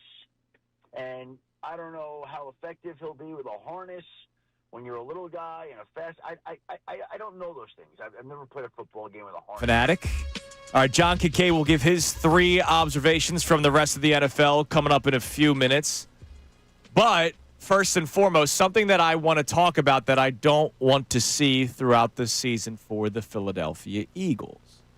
Back in 2023, again, a lot of people made the comparisons of Kevin Patullo to Brian Johnson yesterday on social media.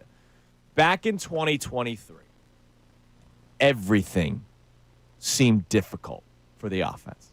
Everything. Even when they were 10-1, it was a grind for every yard, right? I don't want to see that this year. We saw some of it in week 1 when it was, except for the Jahan Dotson deep ball, it was fighting for every yard. And look, that even came in a game where they scored touchdowns on each of their first 3 possessions, right? So, like, the Eagles' offense was moving downfield to start the season against the Cowboys. I just really don't want it to be a grinded out every single game. And that's not a viewership preference. I don't know how an offensive line can hold up for an entire season where they have to fight for every single yard. How many tush pushes did they run yesterday? Like 5? 5. 5 tush pushes. Do you remember the Jason Kelsey with Jeff McClain's report that year? No. Most miserable 10-1 team? Yeah. Oh, yeah. I remember that. Yeah. The most miserable 10-1 team ever. The energy was terrible. Yeah. There was no confidence. There was no. Now, that was following a Super Bowl loss, so I don't feel that. I don't think that would be the case. Yeah, but they were 10-1. I get it. Well, because Tim McManus is reporting Jalen Hurts walked around like his dog died. That was basically what Tim said in his article. And they weren't pleased with the offense. Right, exactly. They were very displeased. I just don't want it to be a struggle for every yard, every possession, where some of these possessions you're only getting 3 when you're starting on your own 35-yard line, like we saw yesterday on that fourth and 1 attempt by the Kansas City Chiefs.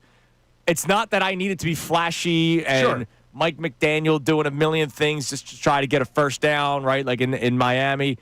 I don't know how a team can fight for every yard for 17 games and then the playoffs. That's all. I don't want to see. Hey, you don't want a knife fight every week. No, absolutely not. Now, again, first 4 weeks of the season, difficult matchups. Cowboys, their offense is prolific. As we know, they put up a bunch of points yesterday against the Giants. The Chiefs, we knew that would be a tough matchup yesterday. We know that this upcoming game against the Rams will be tough. We know it's going to be tough in Tampa Bay. So just get through these first 4 weeks. But after the first month of the regular season, you're going to need to see it loosen up a little bit with the Eagles and not fighting for every single yard. All right, give us some football music there, Mr. Thomas. We started doing this last week. It's something that we will continue throughout the course of the season. Instead of doing a full segment where we each give our observations, we'll split it up throughout the course of the show. John Kincade, what were your 3 observations from week 2 of the NFL, non-Eagles related, or if it spins toward the Eagles in some way? Every one of them spins Eagles related, but none of them have to do with the Eagles game. Awesome. All right, the Bengals' loss of Joe Burrow may seem like it's not a big deal to the Eagles, but it is, sort of, because Joe Burrow looks like he's heading towards a surgery, which will probably take him out for 3 months, which means he's out for the year, which also means he's out for every one of the matchups versus the NFC North teams. Ah, cool. Well, not because cool, he plays the NFC North teams. So that means the game up against the Packers, which is in Cincinnati, was supposed to be one of those dangerous games. Yeah. Now becomes a lot easier to navigate. And for the Lions, too, a team you could be worrying about in the NFC. Who, by the way, they looked much better yesterday. Right. Yeah. So the Bengals' loss of Joe Burrow does affect the Eagles because the NFC North just found an easier also game. Affects a lot of people with Jamar Chase on their fantasy team. Speaking of the NFC North, the Vikings and the Bears games on the Eagles' schedule. Early on, you were thinking to yourself, wow, those are going to be 2 potentially difficult games to navigate. Vikings in October, the Bears, of course, the day after Thanksgiving at the Link. The Bears look like they are one of the worst teams in the NFL to start out, and the Vikings certainly look like J.J. McCarthy is not ready for prime time, and he was on prime time last night, and it was an eyesore game. He looks terrible. Yeah, I remember before the season started, there was a topic on ESPN that I ended up talking about on one of the national shows, the quarterback that had the most pressure in the NFC North, and a lot of people were saying Caleb Williams. I was like, why? They have to try to figure something out there. Sure. J.J. McCarthy is taking over a 14-win football team and is being asked to do better than Sam Darnold. Not a great start for McCarthy. Great second half in week 1, which led them to a victory, but nothing yesterday. And they gave Sam Darnold away, and Sam Darnold goes to Pittsburgh and pulls off a fantastic win and throws the ball all over the field on Mike Tomlin. And last up, if you're worried about this week's game, if you took a look at that Rams-Titans game yesterday, the Rams could have been looking ahead. That was going to be my first response to you, Johnny. They may have been looking ahead, but they look really, they looked very either disinterested in the game or whatever. But let's just put it this way. There's nothing on that game tape that's going to make the Eagles go, wow, that jumped off the page. Look, they were disinterested and still scored 33 points. Okay, and they let the Titans score how much? 19. That's enough. They were in a one-score game in the fourth quarter. Yeah, sure. With the Titans. I will say this, though. The one thing about the Rams, I did not know what Devontae Adams had left, and he had a good day yesterday. 6 catches, 106 yards, and a touchdown. You already know how great Puka Nacua is. Sure. So the fact that wide receiver duo, which you already dealt with the CeeDee Lamb, George Pickens in week 1, you're now going to be dealing with another great wide receiver duo in week 3. And we know how the secondary played in week 1. By the way, we will spend more time on it later.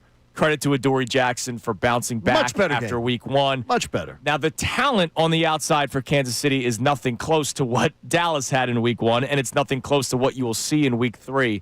But I do want to give credit because this is a show that gives credit where credit is due. A guy that a lot of people wanted out of town after week 1 had a much better performance yesterday for the Eagles. But as you point out, the talent that he faces this Sunday, much like the talent he faced week 1. Right, so we'll see. Maybe with the speed, a little even more dangerous. Yeah, maybe. We'll see. All right, what do we got on the text line, Connor? You can text the show at 610-632-0975. Art, overall reaction is obviously on the table, but we do have a question for you. Are you giving credit to the Chiefs' defense, or are you having concerns about Kevin Patullo when it came to the offensive performance yesterday? That's like the specific question we're asking for you. What do we got? This texter checks in talking about Jalen Hurts because a lot of people are chiming in on him today, and he says Jalen is not a great arm talent. Period. He's a winner. Always has been. Proof positive that between the ears and inside your chest will always beat talent alone. Justin Herbert continues to top the charts year after year of top NFL quarterbacks. How many big wins does he have? Yeah, I mean, look, would I like to not be a scratch and claw your way to every single victory? Absolutely. And I don't think mentally you can do that. And I'm not talking about us as fans. I'm talking about a team. You saw them at one point in 2023 that mental toughness of fighting for every single win eventually collapsed. It wore them out. Right, it did. And it was horrible the second half. Do I expect that to happen again? No, I don't. But you do need to get more from the offense. But what the texter was saying, ultimately, it's about winning. And Jalen Hurts does that. It's incredible, man. I'm going to disagree with one thing the texter says. And Nick Sirianni pointed it out in his press conference. And Tom Brady pointed it out yesterday. Tom Brady, and I quote, and I wrote it down again, one of the best deep ball throwers in today's game is Jalen Hurts. That's arm talent. Yeah, part of it, That's arm talent. He doesn't have, like, the arm strength he does not have the arm. Josh Allen. He has arm talent. I understand the texter's point of view that you'd like to see more just 250-yard Sundays stacked up. But he is one of the elite deep throwers in the game. I would just like to see them complete a few more of them in yesterday's game. Or maybe even throw a couple more of them. Yeah, it'd be nice, wouldn't it? That would be nice. All right, coming up next, we have not spent much time on it yet. We've mentioned it a few times, the tush push. It'll end up being the biggest talking point again this upcoming offseason. Be ready for it. The hatred over a play that averaged about 1 yard was loud yesterday, including a member of the broadcast yesterday. So we'll talk about the tush push, the complaining worldwide, and the complaining on the other side of the football. And I wonder if those complaints from the other side of the football could show you that maybe things are coming to an end slowly for the Chiefs? I'll explain myself coming up next. It's Kincade Salciunas, 97.5 The Fanatic. Every game day right before the Birds take the field. Check out the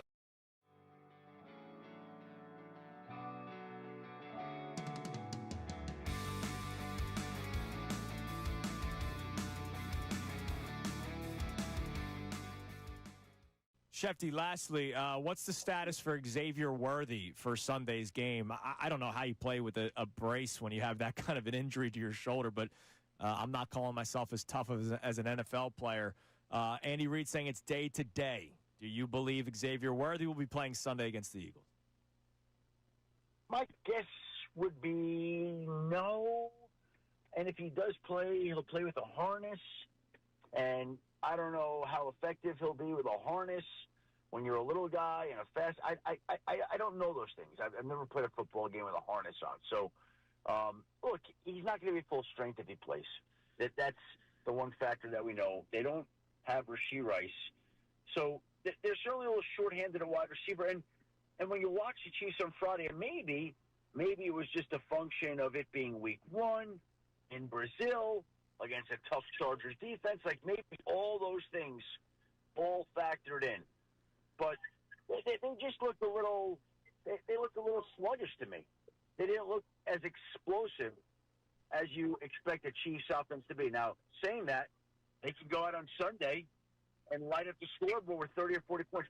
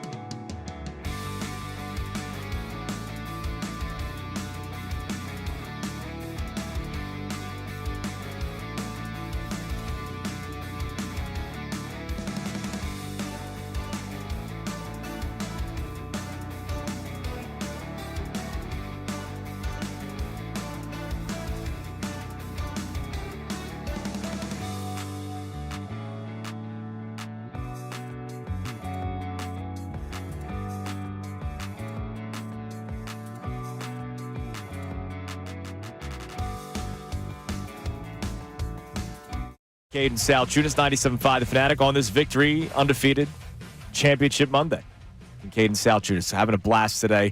Obviously, being critical of the Eagles' offense because it needs to get better, but celebrating the Eagles' 20-17 win over the Kansas City Chiefs, where they start the season 2-0. A win against a rival in the Dallas Cowboys in Week 1, and then a win against a pretty much rival at this point because they play each other every single year in Arrowhead over the Kansas City Chiefs. Now, speaking of the Chiefs, before we talk more about the tush-push saga that continued to grow yesterday, I just wonder something. Now, obviously, football players are always passionate, and, you know, we have seen our own players have outbursts on the sideline or A.J. Brown reading a book, right, all that kind of stuff. Right. But there was a moment in the game yesterday where Travis Kelce was caught on camera, the experts that can read what the mouth is saying. I'm sick of this bleep. And it was after Was he talking about Taylor or was he not? No, I don't think so. Okay. But it was after the Chiefs scored, I think it was, when Mahomes ran in the touchdown. But it was, again, they had to scratch and claw their way.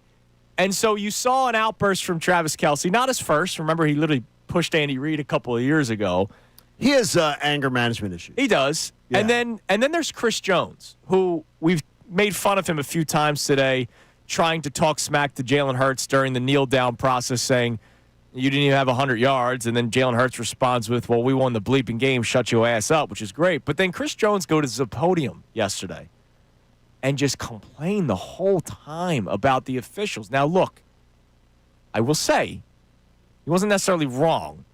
They did miss 2 false starts by the Eagles and the guards on the tush push. That is true.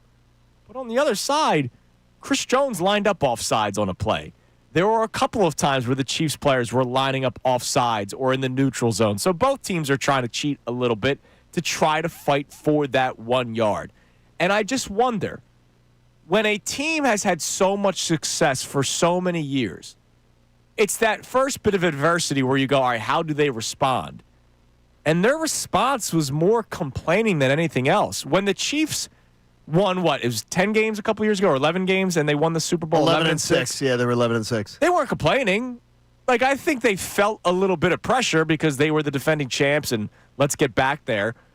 This is the first time where it's all right, they're 0-2. They are looking up to, let's see if the Chargers win tonight. The Chargers are 2-0 to lead their division. They'll be looking up. And when their first sort of reaction is to complain or yell and scream, I almost wonder if there's a crack in the empire right now with the Chiefs. Could be. I think that there's a mental crack of when you finally have dominated everybody. There's people who are front runners in life. Sure. That when they win, and then they get punched in the mouth and they get some adversity, they don't handle it well. Travis Kelce doesn't handle it well. It's clear. He does not handle adversity well. Whenever he's faced with adversity, he absolutely ends up having these meltdowns. Yeah. And he has to apologize for them and things like that. And he writes it off as being super competitive. Look, He's a great player. One of the greatest at his position of all time. Yeah. No questioning that. But not a lot of grace. Sure. Not a lot of grace there. But I will tell you this. Circle a date on your calendar. The date's February 8th. Because after February 8th of 2026, you will never see a tush push again in the NFL. Yeah, you think so? It's over. It's over. Yeah, yesterday. It's all over. If you cannot see that there's a concerted effort by the NFL media to end it. Yesterday was embarrassing for one Dean Blandino. So do you have the audio? Oh, we do. All right, I didn't know we had that. So yesterday, during one of the multiple stoppages because of the tush push, whether or not the Eagles jumped early for a false start or the Chiefs lined up in the neutral zone or they jumped off sides, there was a lot of drama during America's Game of the Week where most eyes were probably on Eagles-Chiefs, the rematch of the Super Bowl, and you have your rules analyst giving his opinion on the play. Take a listen. I am done with the tush push, guys. It's a hard play to officiate like we've been talking about. I don't need Dean Blandino giving opinion. I want Dean Well, I don't think I've ever wanted Dean Blandino, but if Dean Blandino has to be on my broadcast, because I still think the rules, analyst is kind of an overrated, even though I like Mike Pereira. He's a good dude. You don't like that during a game, though? I actually like it. You're Mr. Rules. Johnny Rules. You are Johnny Rules. No, but I like hearing a clarification of it, though, of what. Sure. Because there's some rules that I don't know what they're debating. But I don't need this guy's opinion. Oh, no, I don't need about that. A play. No, I don't need that. I'm done with the tush push. It's a hard play to officiate. All right, well, these guys are getting paid lots of money to officiate, so figure it out. We have chips in the football now to tell you whether or not you got a first down or if you crossed the end zone, which they did earlier in the game, and they didn't get the touchdown for it, which was weird. But Dean Blandino complaining about the tush push, and after a game like yesterday, there's going to be a lot of talk about it on national networks all across the country today. You just know it's going to happen. I was shocked. Even there's a concerted effort in the media to bring this thing down. It's done. February 8th, 2026. Rest in peace, tush push. After the Super Bowl, and hopefully the Birds are playing in it. Yep. You'll never ever see the tush push again. It's over. It's dead. It's done. And you can read the writing on the wall. It's done. Now, they'll get the 3 extra votes they need. Nick Sirianni obviously was a big part of the game yesterday, the tush push. Here was Nick Sirianni talking about the play itself. As you can see, teams are going to do everything they can possibly do to stop it. So you can see some of the things. I won't get into that either. I don't want to give any other teams a clue to what they were doing. And we're prepared for all those things, and the guys are prepared for all those things. But I think it always comes down to those guys up front. And Jalen had a lot of success with that play, and we'll continue to use it to our advantage. Yep, they're going to continue to use it. Good luck trying to stop it, and the only way that it'll probably get stopped is by banning it. No, it's going to be banned.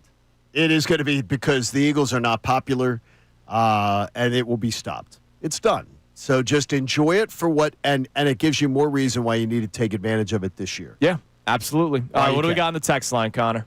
All right, this texter checks in and says, so I guess no chance that it was just a really defensive-oriented game, right? I guess we should start examining how our offense should have done more, even though it was clearly a battle of 2 really good defenses and both offenses. Have you listened to the stifled. show? Have you listened to the show at all when we talked about Steve Spagnuolo had a great game plan? That Chiefs defense is very good.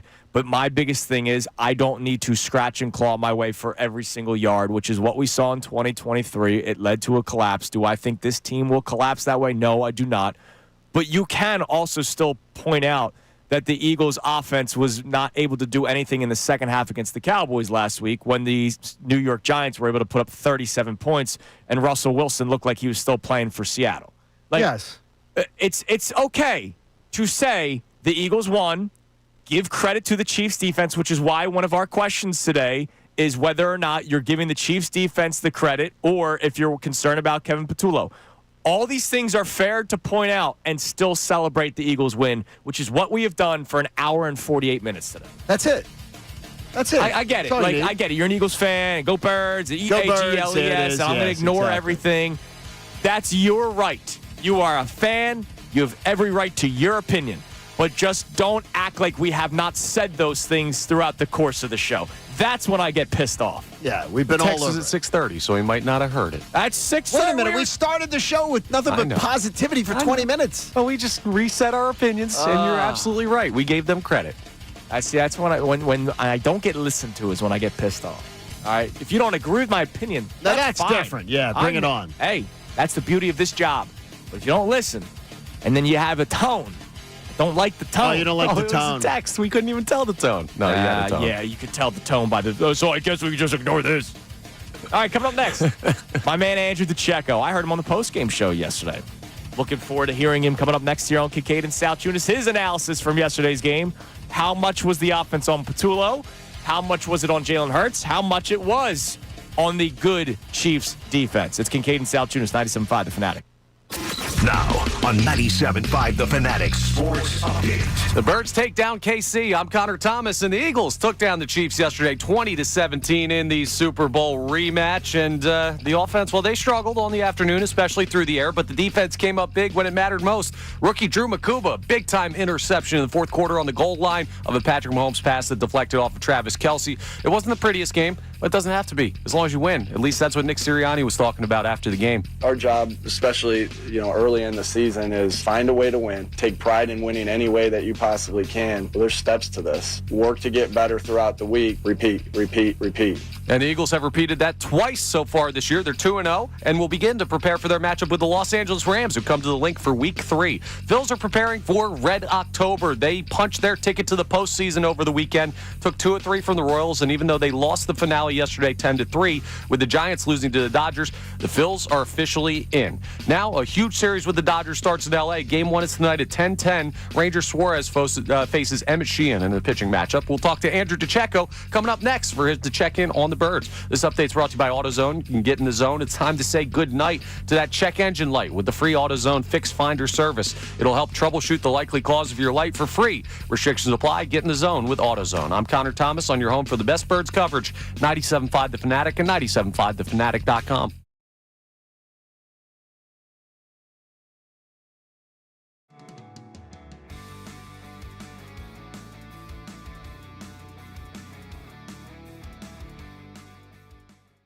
Shefty, lastly, what's the status for Xavier Worthy for Sunday's game? I don't know how you play with a brace when you have that kind of an injury to your shoulder, but I'm not calling myself as tough as an NFL player. Andy Reid saying it's day to day. Do you believe Xavier Worthy will be playing Sunday against the Eagles? My guess would be no. And if he does play, he'll play with a harness. And I don't know how effective he'll be with a harness when you're a little guy and a fast. I don't know those things. I've never played a football game with a harness on. So, look, he's not going to be full strength if he plays. That's the one factor that we know. They don't have Rashee Rice.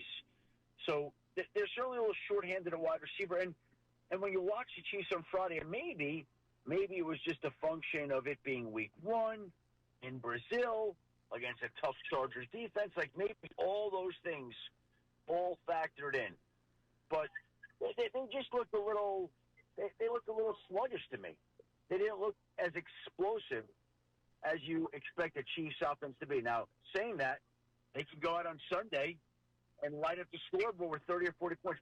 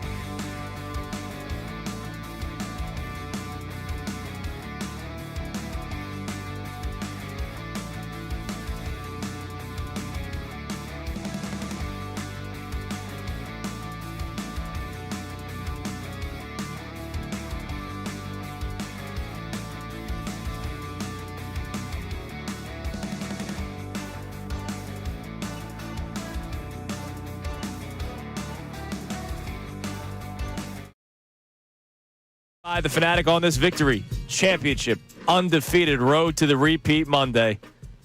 And joining us now on the Comcast Business Hotline, where every day in business is a big day. Let Comcast Business help you move forward with what's next. I shared a beverage. Well, we had our own beverages, but I had a beverage with this man Saturday morning, Johnny, before the Owls. A Saturday morning beverage. Before the Owls took on the Sooners, and we know how the game went. Yeah, it really didn't go well. But it was nice to see people at the link on Saturday before we all got set for last night's win over the Kansas City Chiefs. And to break it all down for us from inside the Birds and all over the place here on 97.5 The Fanatic, our man Andrew DeCecco joins us. Andrew, good morning. How are we doing today?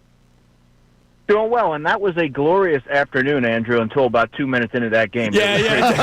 Wait a minute. It was like 7 minutes in or 6 minutes in. But it was all right. Yeah, until you saw the defensive line of the Sooners line up in front of the offensive line of the Owls, and you said, oh my gosh, look at the size of that one. This could be a rough day for the Owls. But, hey, a good 2 wins to start the season before that loss to the Sooners. Now, Andrew, we're obviously talking about 2 wins for the Eagles after they beat the Chiefs yesterday in Arrowhead. And, of course, as you could imagine, one of the biggest talking points today has so far been about the offense. So we're curious, your analysis, do you pin this more on Patullo's game plan? Do you pin this more on Jalen Hurts? We've had a lot of negative Jalen Hurts texts today. Or do you give credit to what Kansas City did defensively? Well, and this is a cop-out, or I don't want it to sound like a cop-out, but I think it's a combination. It's never just one person's sole responsibility when something isn't going right and when things go well. Now, it would be disingenuous for me to share with the audience an opinion right now without going back and watching the All-22, the coaches' tape, where you get the full scope of the view. Were receivers getting open and they were being missed? Was Jalen being hesitant and not pulling the trigger? Was Kevin Patullo just simply not dialing up anything creative? Were the route concepts not good enough? Those are all things that I'm going to learn, and we're going to learn over the next couple of days, certainly when we hear Kevin Patullo speak tomorrow. But I will say this. The offense left a lot to be desired. There wasn't a lot of imagination, creativity, pushing the ball down the field. And when you hear the word evolve that was tossed around a lot in the offseason and you haven't seen it manifest quite yet through 2 games, yeah, I mean, there's going to be questions. But, guys, I've seen a lot of really extreme opinions on Kevin Patullo on just skimming social media, and I think it's a little bit excessive through 2 games. This is someone who no one was really, I mean, 3 consecutive drives in the opener, the Eagles scored touchdowns, and this is what happens when you don't have the full complement of players that are getting those reps with one another in the preseason. The passing game didn't even look that sharp in training camp. It had its moments, but I believe that after this first month, and I've been really consistent with this, week 5, when the Eagles play the Broncos, that's where you're going to get a better sense of what their identity is offensively, and their defense should really be rounding into form as well. Andrew, just a little pushback here. Is when I hear about, when we don't have these players with a full semblance of getting to work together in the preseason and the plays in the preseason, what about all these other teams that didn't play their starters in the preseason? I mean, they didn't look very crisp week 1. And there's some teams that, you could cherry pick a handful, but they haven't looked overly sharp as well in week 2. I've said this constantly, and I've been consistent. I'm going to lean on this. Teams look at September, whether you like it or not, as an extension of the preseason. That's not to say that the offense needs to improve. It certainly does for this team to get to ultimately where they want to go. But I think to point at Kevin Patullo and single him out as the primary culprit in the offensive shortcomings in terms of the passing game, I think that's a little short-sighted. You're listening to 97.5 The Fanatic, WPEN, WPN HD1, Burlington, Philadelphia, a Beasley Media Group station broadcasting live from the Comcast Business Studio, powering possibilities. Andrew DeCecco joining us here on Kincade and Salciunas here on 97.5 The Fanatic. So now that we got the offense stuff out of the way, that defense yesterday, oh my God, the Philadelphia Eagles defense was great. How much of an impact from week 1 to week 2 was just having Jalen Carter back on the field? Yeah, man, I think you can see the impact that he made right off the bat, just opening things up. I thought Jordan Davis, by the way, had another really strong outing, especially defending the run. It was a defense that you saw swarm to the football, and Nolan Smith, really physical and violent at the point of attack. It just seemed like with Jalen Carter there, his impact really reflected through all 3 levels of the defense. And I really did think that Vic Fangio did a nice job adjusting and playing the Eagles playing that defense a little bit differently in the second half, because Patrick Mahomes looked like he was reeling for the third and fourth quarter. How much were you shocked or maybe surprised by how Fangio attacked the Chiefs defensively and how Spagnuolo attacked the Eagles? I was really impressed and taken aback a little bit by how Vic Fangio approached that game, because he didn't send a single blitz in Super Bowl 59, and I believe according to True Media there was 11 blitzes on Sunday, so they were a lot more aggressive than they have been traditionally. And I think when you know that Patrick Mahomes doesn't have a lot of optionality in terms of the passing game, that's where you're able to sell out and be a little bit more confident in that, and then let your players rally to the football and clean up. They also had really good rush discipline in the second half, especially because early on, Patrick Mahomes, their primary source of offense was him picking up yards with his legs.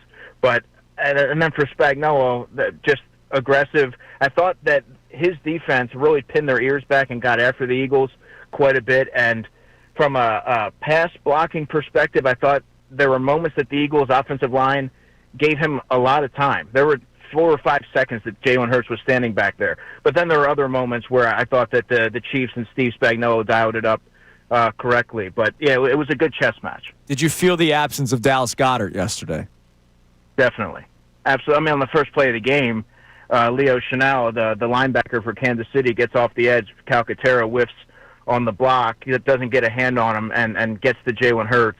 And, I mean, Kylan Granson, I didn't think that he's not an inline blocker. That's really not what he's here to do. But he saw that the Eagles played a lot of 12 personnel, and then Cameron Latu was in for about 6 plays. He was way more effective in that area.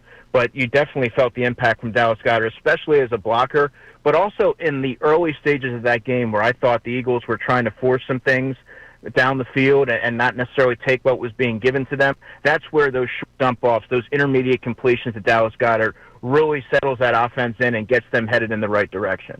When you've seen the first 2 games, and I know you already have done a little pre-scouting, I know who you are, that you look at teams like the Rams and Tampa coming up. What would give you the most sort of early week alarm heading into the Rams game from what you've seen out of the Birds in the first 2 weeks? And what would make you feel really good going into the matchup? I think the lack of imagination and innovation with the passing game, especially when you're expecting to see some new wrinkles. And again, it's just been 2 games.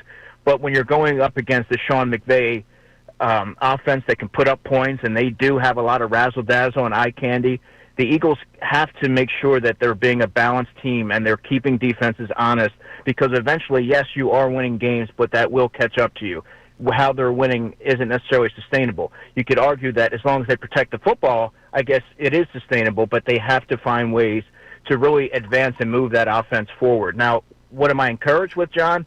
I think the development of their younger players on defense, and I'm going to hone in on linebacker Jahad Campbell and safety Drew McCouba. Yeah. Andrew's going to need a moment. Unleash Campbell is what I was asking for last week, my man.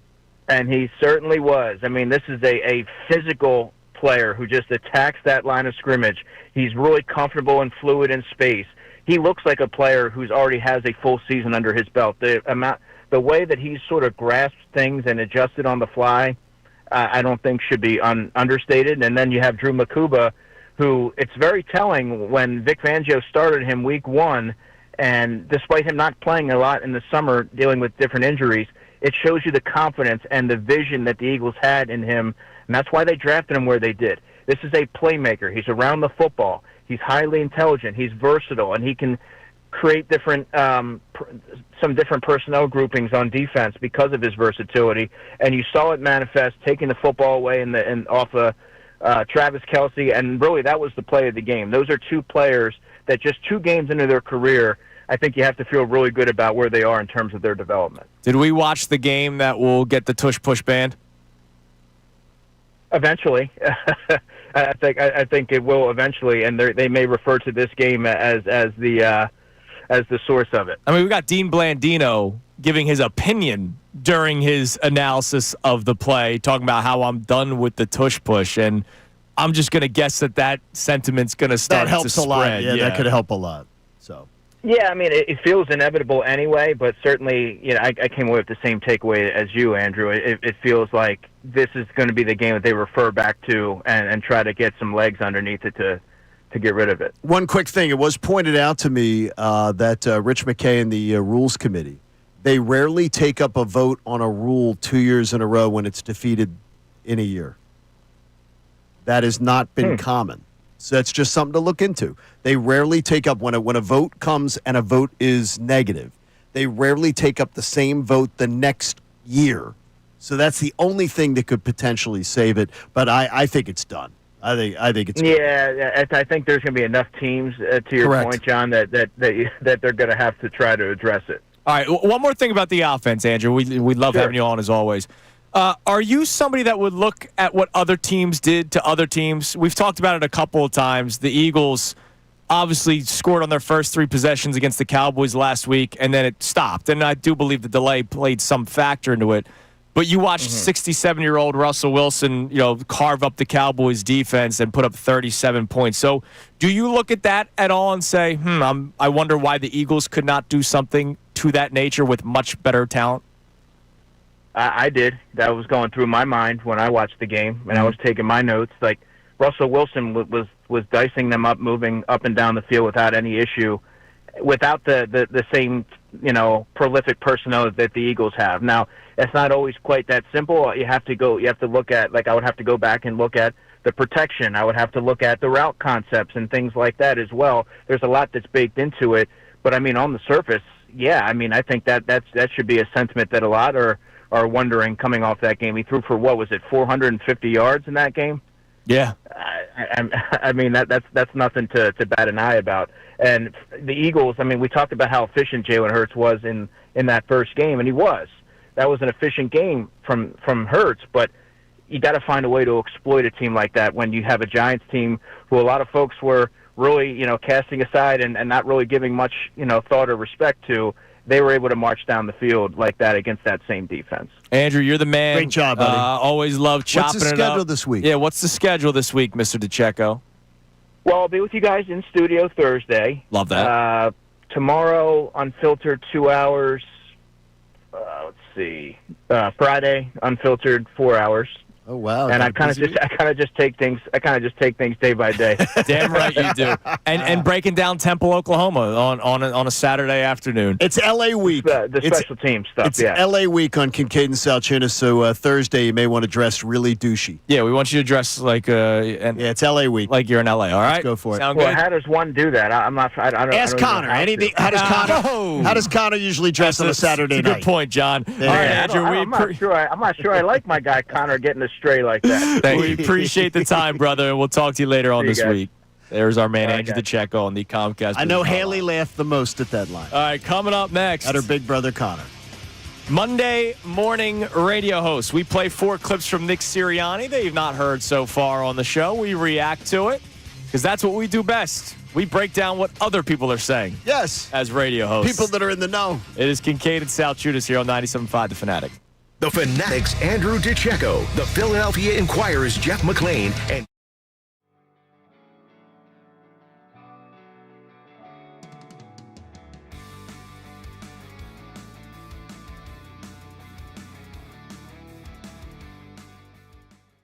Shefty, lastly, what's the status for Xavier Worthy for Sunday's game? I don't know how you play with a brace when you have that kind of an injury to your shoulder, but I'm not calling myself as tough as an NFL player.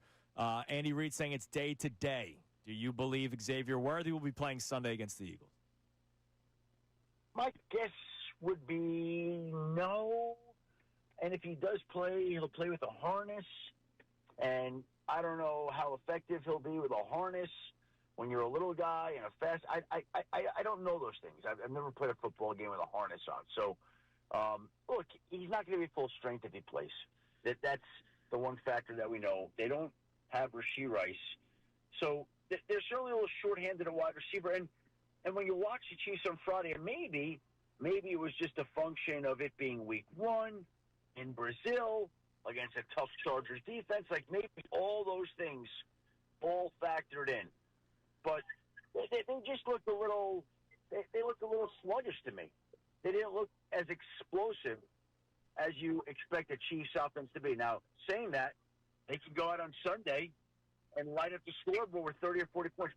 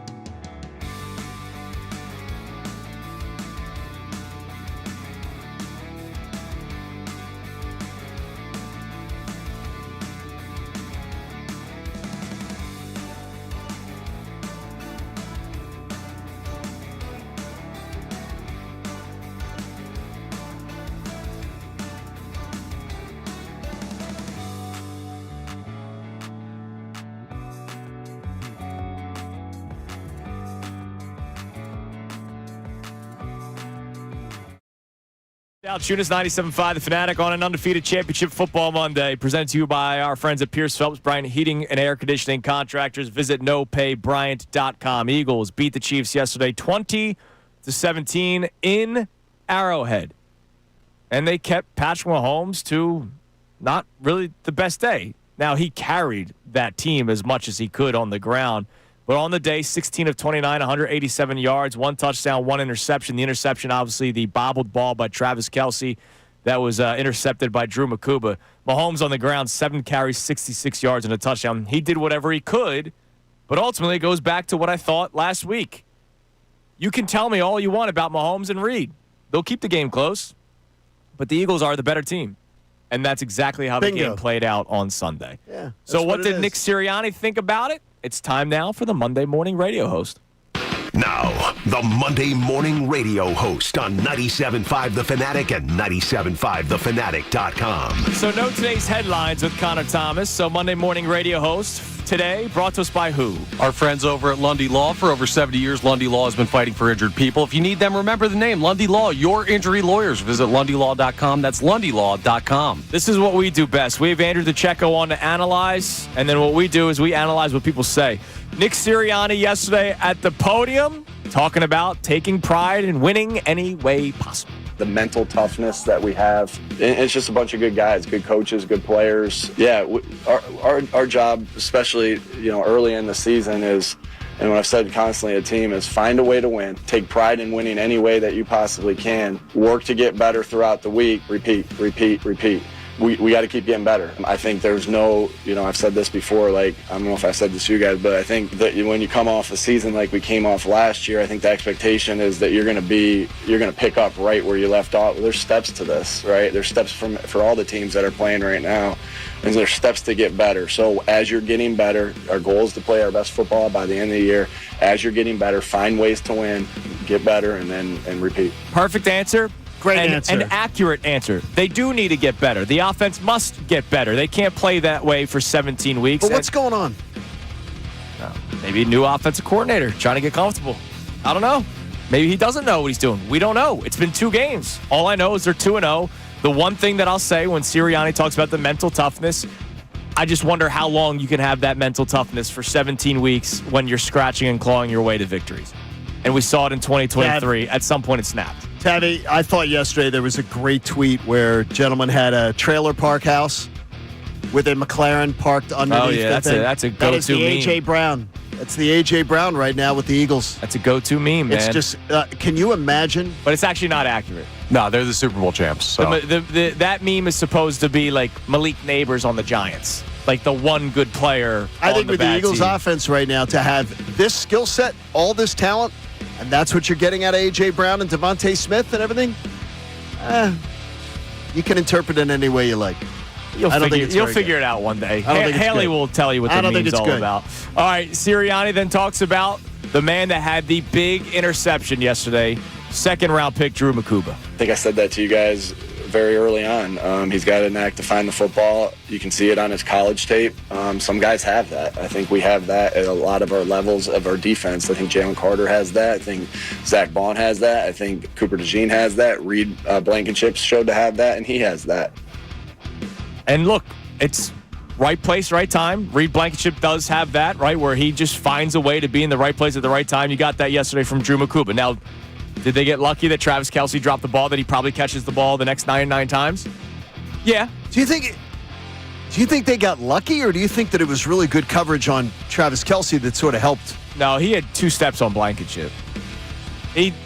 That's a touchdown. I mean, it's one that he usually makes. Let's put it that way. Now, Drew Makuba may have and he's seeing it. May have and hit he's him hard. And he's also seeing it coming. In his eyes, he's peripheral vision. He's seeing that he's about to get popped, potentially. He usually makes that catch. That's why he's a soon-to-be first ballot Hall of Famer. He makes that catch. I lied. We did play this one earlier, but I want to play it again. All the talk about the offense and Jalen Hurts only throw for 100 yards. Something that's not talked about enough is his ability to throw the deep ball. Here's Sirianni talking about it. I think Jalen Hurts is one of the best deep ball throwers in the NFL. I think he's shown that. I don't think people talk about that enough. Go back to last year and all those fourth downs that went vertical, whether that was in the Browns game in a 4-minute or whether that was in a Giants game on a 4th down or the Super Bowl on a 4th down that ended up coming back. Like, there's all this nitpicking on Jalen, but no one talks about all that. Like, he's unbelievable at throwing the deep ball, which ends up helping us set up other things underneath. And so it's just great connection, communication, just that one that they have together, the receivers and Jalen. And that was a huge play in that game, and they brought some pressure. Jalen was able to stand in there, make a great play, and Devontae made a play on the football. Yeah, look, that was a hell of a throw. And even the one that Devontae doesn't come down with, he put it in the perfect spot when he had very little time to throw it in those plays because Steve Spagnuolo brought that pressure. All right, one more for you. I wanted to play this one specifically because Jalen Carter, 6 seconds into the game in week 1, gets ejected, does not get suspended, goes out there, plays his ass off yesterday through injury, something to keep an eye on. John and I were talking during one of the commercial breaks. I'm expecting we're going to see Carter and Davis on that list. Yeah, and Jalen Carter, does he have a club, which would be terrifying?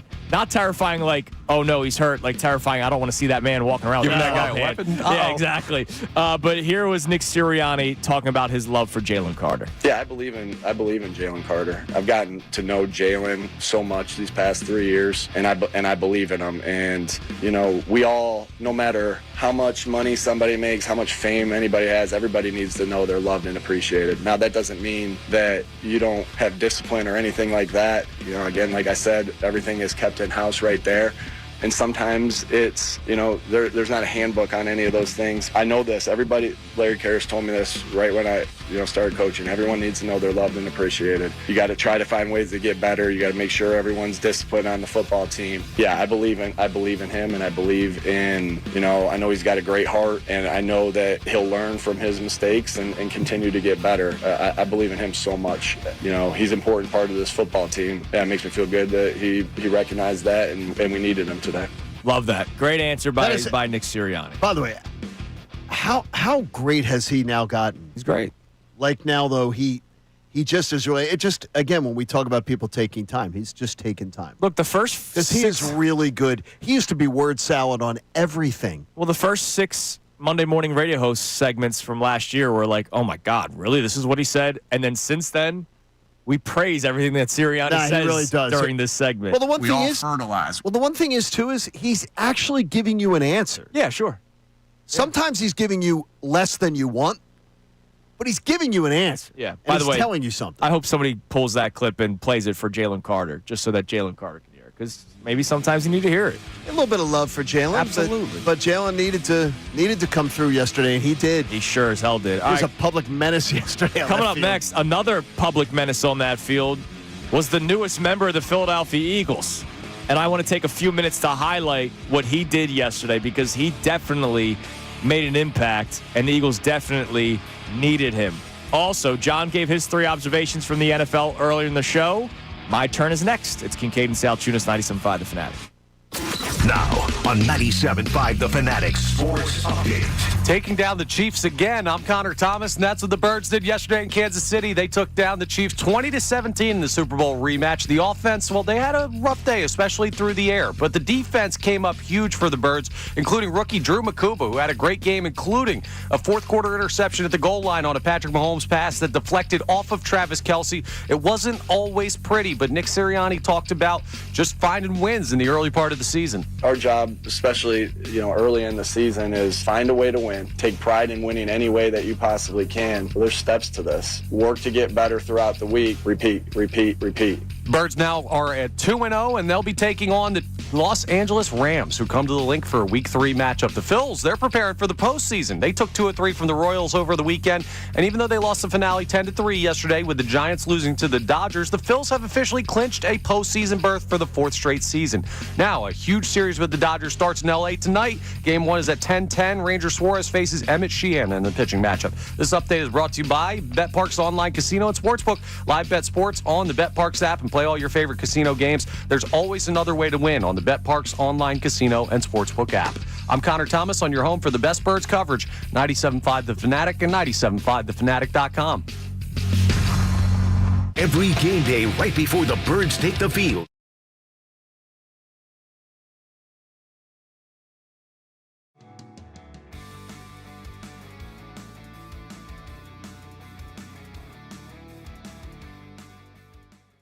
Shefty, lastly, what's the status for Xavier Worthy for Sunday's game? I don't know how you play with a brace when you have that kind of an injury to your shoulder, but I'm not calling myself as tough as an NFL player. Andy Reid saying it's day to day. Do you believe Xavier Worthy will be playing Sunday against the Eagles? My guess would be no. And if he does play, he'll play with a harness. And I don't know how effective he'll be with a harness when you're a little guy and a fast. I don't know those things. I've never played a football game with a harness on. So, look, he's not going to be full strength if he plays. That's the one factor that we know. They don't have Rashee Rice. So they're certainly a little short-handed at wide receiver. And when you watch the Chiefs on Friday, and maybe it was just a function of it being week 1 in Brazil against a tough Chargers defense. Like, maybe all those things all factored in. But they just looked a little sluggish to me. They didn't look as explosive as you expect a Chiefs offense to be. Now, saying that, they can go out on Sunday and light up the scoreboard with 30 or 40 points.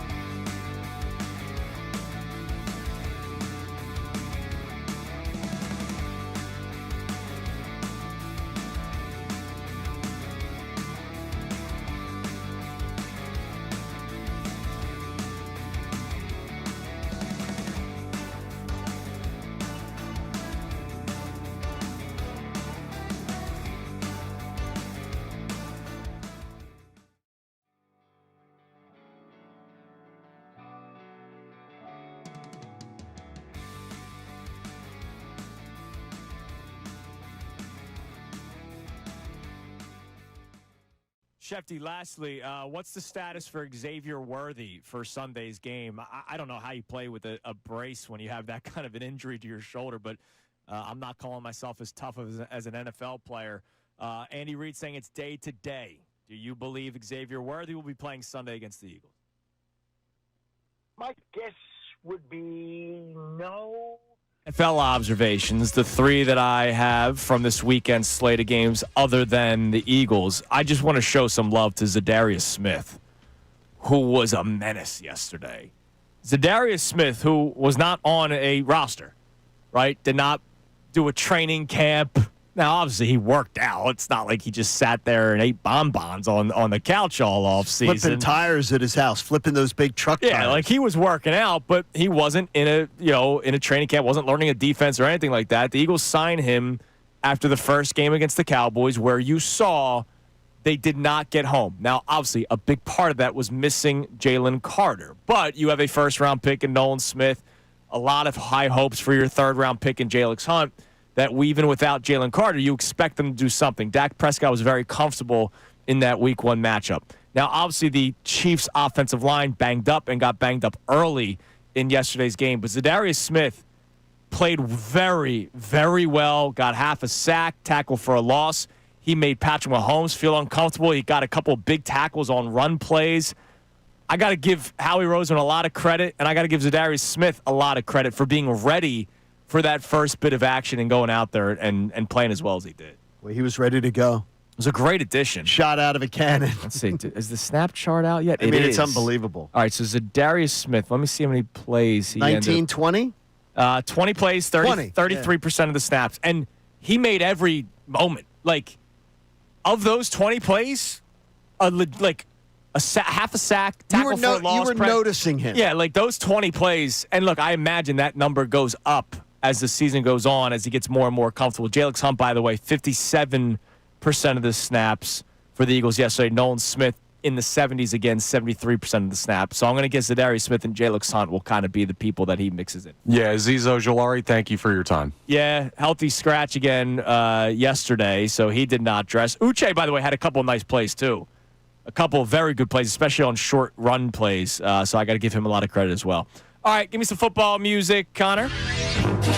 Again, remind the people, Johnny, your 3 observations. So what we're going to do every single Monday is 3 observations from the NFL.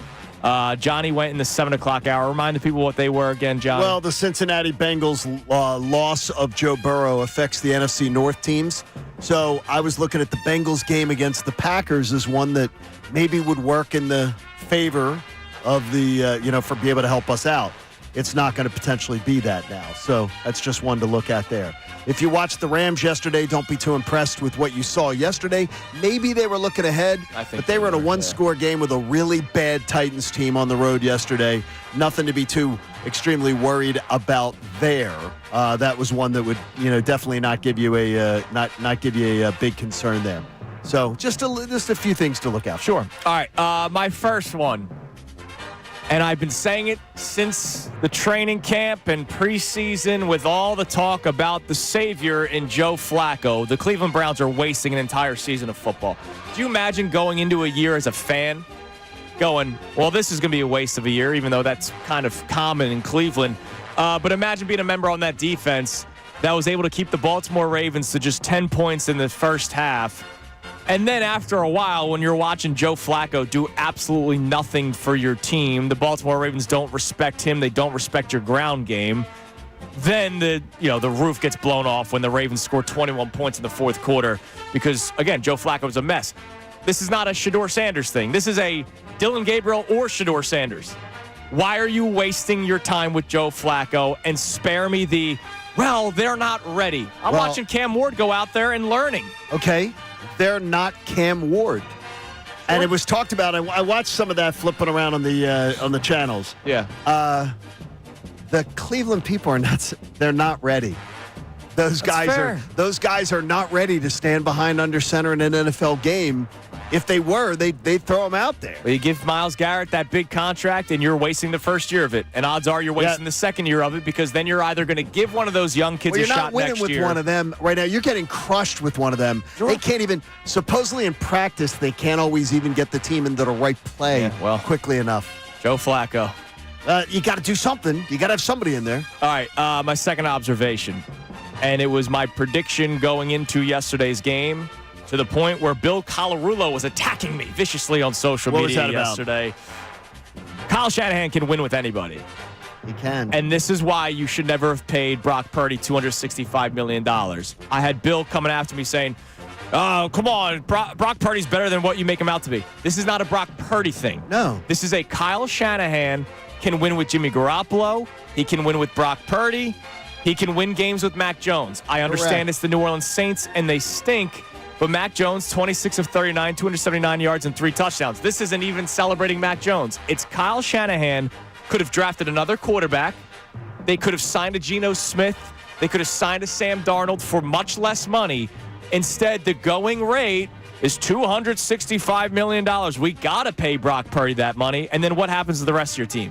You have to get rid of this guy, get rid of that guy. You can't sign this player. You can't trade for this player because the money's not there. And that's a mistake that the San Francisco 49ers made. And we talked about this on Friday. Matt Jones looked perfectly fine. He looked perfectly fine. All right, lastly, a good game between two bad teams doesn't necessarily make them good teams. What's that? Just because the Jets and Steelers were a very fun game to watch in Week 1 did not make them good teams. You saw the Jets just get destroyed by the Buffalo Bills yesterday, and you saw Rodgers and the Pittsburgh Steelers look at home against the Seattle Seahawks. So just because those two teams played a very fun Week 1 game does not mean that they're good football teams. And again, I'm not buying into the dream team in Pittsburgh, and I did not buy into one game from Justin Fields with the New York Jets. And those are my 3 observations. Jets are... I have like 100 more, but I don't want to steal any of Connor's. Jets are terrible. Yeah, they're a bad football team. Not a good team. By the way, Adam Schefter confirming surgery for Joe Burrow, minimum of 3 months out. Yeah. So it's the season. Their season's over. That's incredible. He's done till Christmas. Yeah. And so then he's done. That defense getting carved up by Trevor Lawrence yesterday. And now you're going to have to rely on Jake Browning, who, hey, good for him. They won. Can we interest you in a lightly used Sam Howell? Right. Man. Exactly. Or a first-round pick for Travis McKee. No, you're not Travis getting McKee. 610. See, we don't even like it that much. We don't know his name. All right, coming up next, I know we've talked a lot about the offense. I wonder if anyone has a thought in the back of their mind that I had this morning. What's that? Hurts is obviously happy that they are finding ways to win. May some of his teammates not have the same opinion. We'll just discuss this coming up next. We're not trying to be divisive. It's Kincade Salciunas, 97.5 The Fanatic. Now, a Birds Insider update on 97.5 The Fanatic and 97.5thefanatic.com. I'm Connor Thomas, and the Eagles have moved to 2-0 with a 20-17 victory over the Kansas City Chiefs in the Super Bowl rematch you saw yesterday in Kansas City. Now, it was not the best day for the offense, and they had some struggle points for sure, but the defense stepped up big time, and Andrew Makuba had the big play on that side.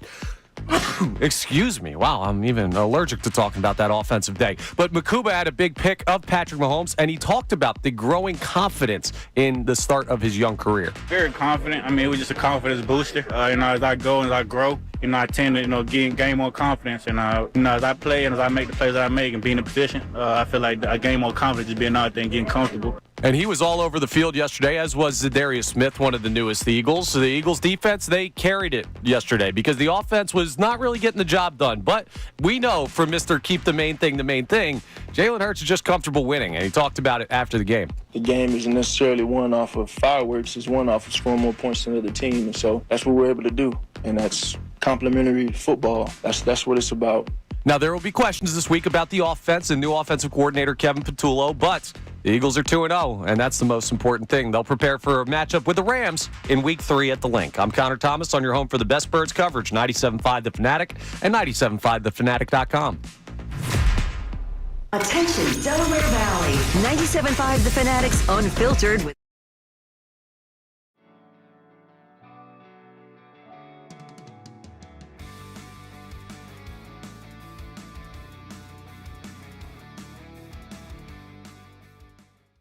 Shefty, lastly, what's the status for Xavier Worthy for Sunday's game? I don't know how you play with a brace when you have that kind of an injury to your shoulder, but I'm not calling myself as tough as an NFL player.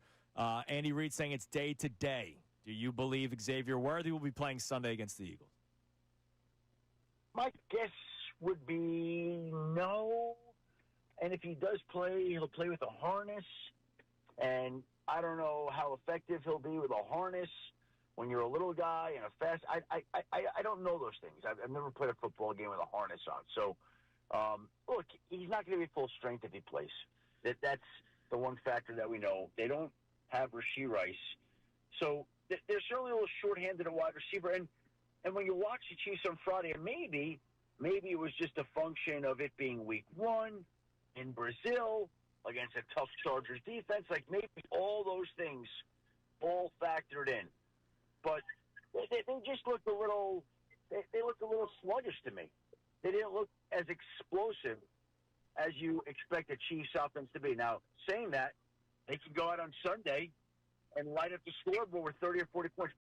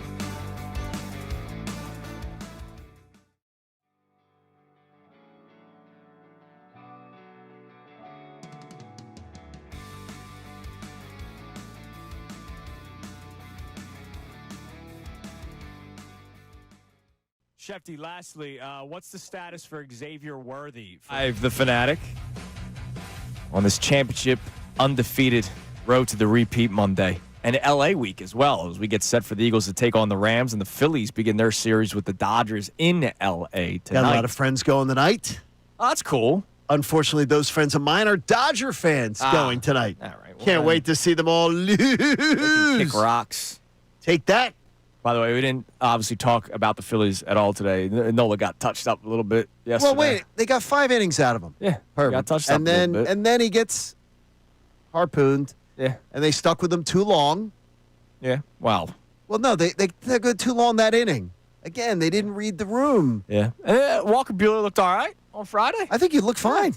First outing with the Phillies. Why not? So, we'll see. That's a competition from here on out. All right.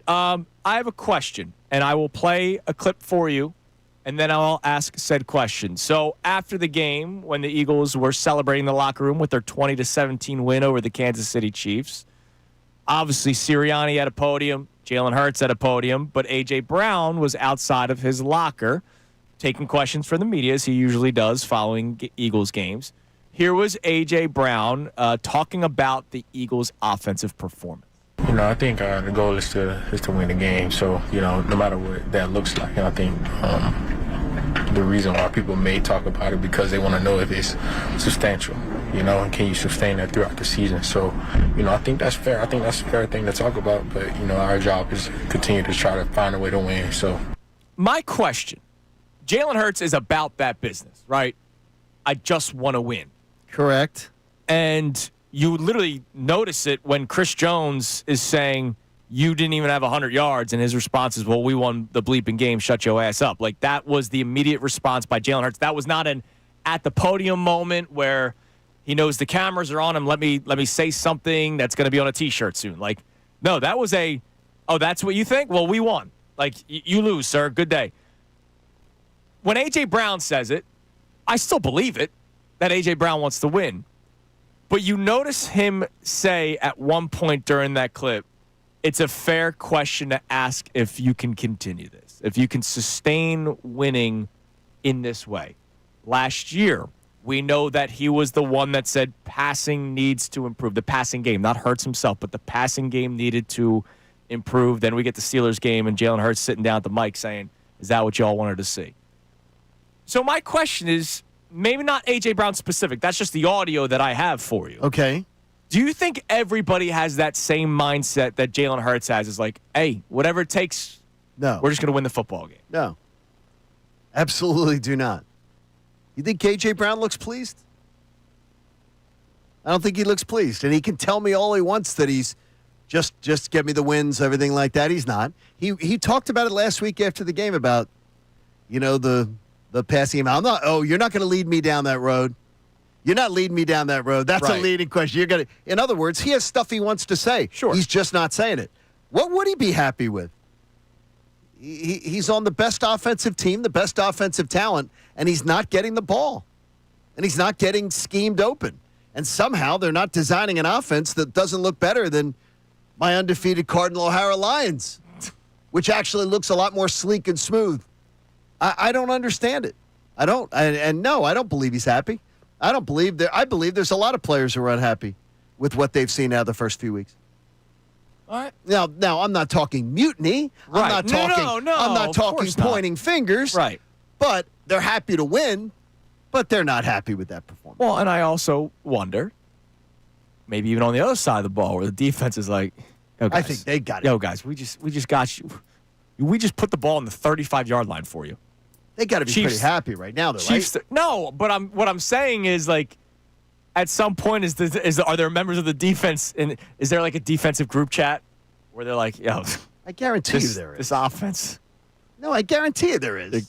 They're killing us. Yeah, I don't think we're there, only because of the pedigree of this team, right? Now, will it get there if this continues? Absolutely. Very similar to what we saw in 2023. If you continue to have to work really, really hard to make things happen with the talent this team has, people are going to get upset. But through 2 weeks with the situations you've been in, I think we're okay for right now. Here's what we're not going to see, Connor, what we saw in 23. We will not see Jalen Hurts and A.J. Brown going rogue against the coaching staff to try to do what they want to do. Right. That time is past. That kind of stuff that kind of immaturity's gone. So we won't see any stuff like that. Sure. But that was pretty bad. I mean, this has just got to improve. I just wonder at what point, this goes back to the mental toughness that Nick Sirianni was talking about in the one clip we played for you in Monday Morning Radio Host. Like, at what point does that mental toughness wear off a little bit because you're like, oh, my God, we are scratching and clawing every step of the way to get yards. What do we got on the text line, Connor, at 610-632-0975? All right, so we obviously have a lot of reaction to the game, and there is a bunch of positive out there as well. So Ben from Bucks County says that he views the first 4 weeks for the Eagles as preseason games, just like he did last year because they do not play in the preseason. But he thinks that Kevin Patullo will get better as the season goes along, and I think he's not going to be as vanilla as the season goes along either. But to win the first 2 games and probably win one of the next 2 gets us right where you guys were saying you wanted them to be. And look, when we use the term vanilla, week 1 wasn't vanilla. Right, it was just the second half was not great, and I, again, will continue to say I think the delay had a lot to do with it because you could say the same thing about the Dallas Cowboys. Yesterday's game plan was vanilla. Now, was it vanilla because they knew who they were playing? Was it, hey, we have to get the ball out quick? We can't be taking too many shots downfield. Jalen Hurts won't have as much time in the pocket. Do you just give credit to the Chiefs' defense, which I'm doing both? I'm kind of on the fence about the fence. You know what I mean? Like, It's Bill Colarulo's fence. It is. Like, I give credit to Kansas City as well for yesterday. They should But the game plan was boring. It was terrible. That was a bad game. It was boring. It's terrible. When Tom Brady's telling you, he told you flat out. He goes, how are there not guys schemed open underneath? Yeah. But credit to Spags and credit to the Chiefs secondary because they did a good job slowing down the Eagles' weapons. Shefty, by the way, who we will talk to on Wednesday. I know you're excited about that one. Oh, yeah. I've already got it circled on the calendar.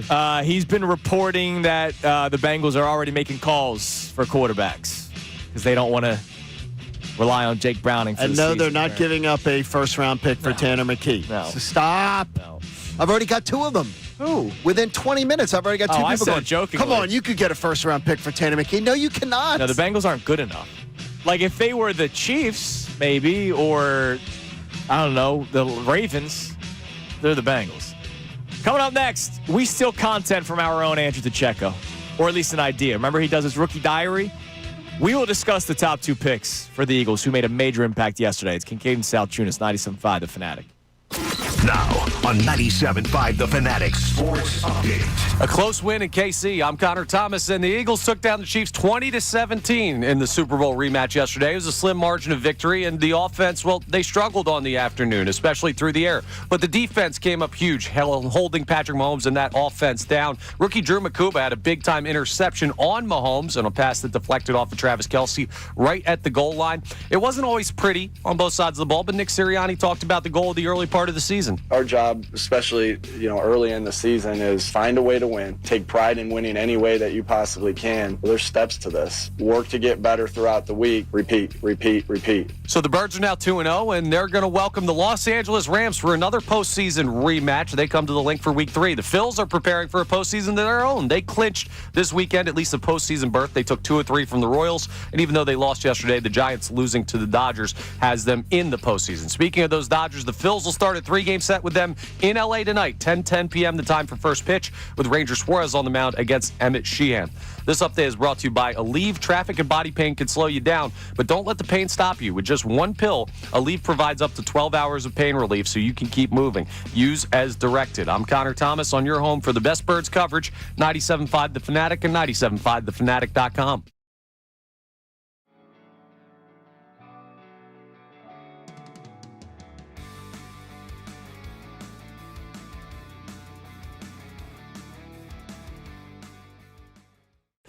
Howie Roseman did something that I think a lot of people sometimes miss. He went ahead of the curve.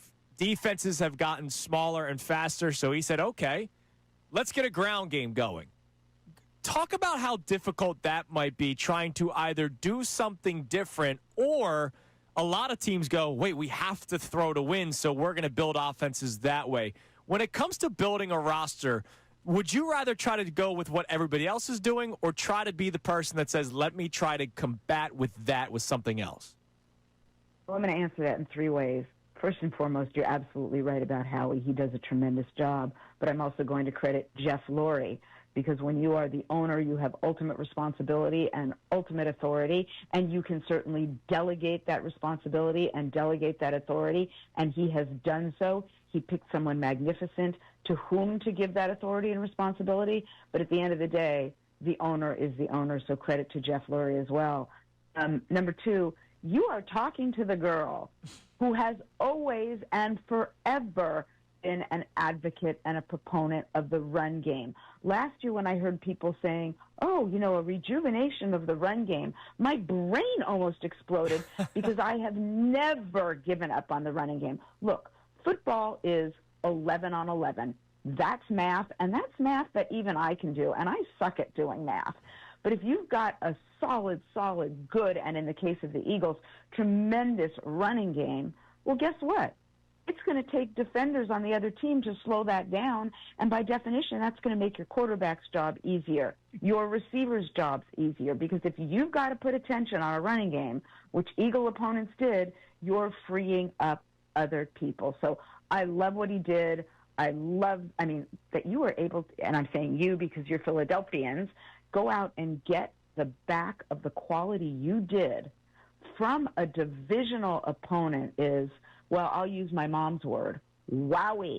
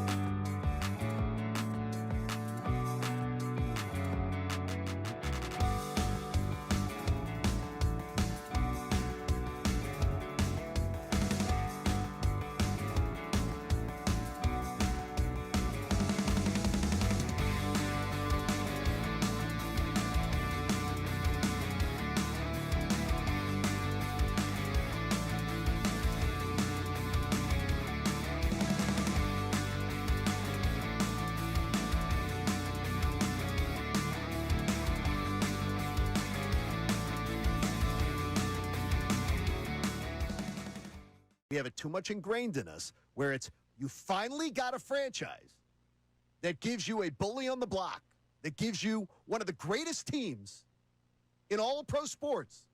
And we got people who want to, the Commanders look good and Jaden Daniels looks good and want to suck their thumbs. I don't get it. I do not get it. I waited my whole damn life to have a team like this, and I refuse to be scared of it. I refuse. Embrace it. I'm not scared of the Commanders. Not in the least. Not in the least.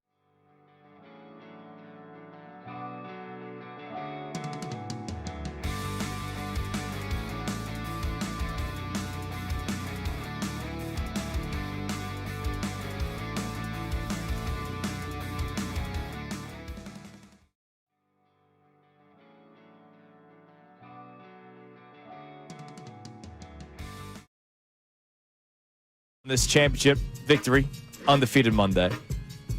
We'll continue to talk about this Philly Eagles game, and with you, we'll check our text line here momentarily at 610-632-0975. But real quick, I just want to highlight, even though we kind of talked about him earlier today with Andrew DeCecco, I asked for Jahad Campbell to be unleashed, John. And unleash the beast. He was. They let him go after Patrick Mahomes, and I said to you on Friday, I believe it was on post-show headlines, the pregame edition, he'll probably pick up a penalty. And he did. Hit an unnecessary roughness penalty at one point. What did you think of it? I don't know what he was supposed to do. I don't know what he was either. He didn't, land on him. He just hit him a little late. But whatever. They're going to protect the quarterback, and they're going to protect Patrick Mahomes more than anybody else. But they let him go after the quarterback. I do believe Jalen Carter's presence is a big reason why I thought that they would use Campbell a little bit more. I was shocked that Fangio brought as much pressure as he did because he didn't do it at all during the Super Bowl when the Eagles destroyed the Chiefs. But I love that he said, all right, Rook, go out there, make a name for yourself. And then also Drew Makuba. All right, Rook, go out there. The interception, again, hell of a play, hell of a return. It starts with Travis Kelce bobbling the football into his hands. But there was that one play on the 3rd and 1 when it was like a pass underneath, and it was 1-on-1, and Makuba stopped him short by he actually knocked him back a little bit. I don't know if that was when they went for it on 4th down or not the next play. I forget. But Drew Makuba had a 1-on-1, 3rd and 1, much like the Cooper DeJean Jamar Chase play last year. It was Drew Makuba against one of the players for the Kansas City Chiefs. He had a heck of a game yesterday. So both the first and second round picks for the Eagles did a really good job yesterday. Yeah, just one ask. Maybe no more getting trucked by a quarterback. That's the only thing. Yeah, Mahomes knocked his ass down.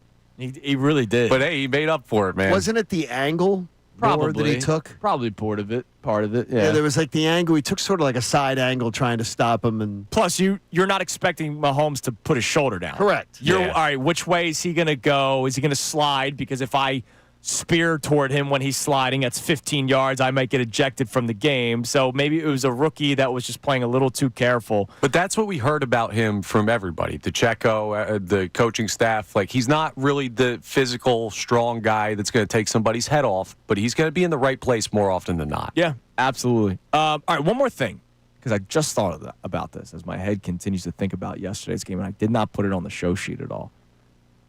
Can somebody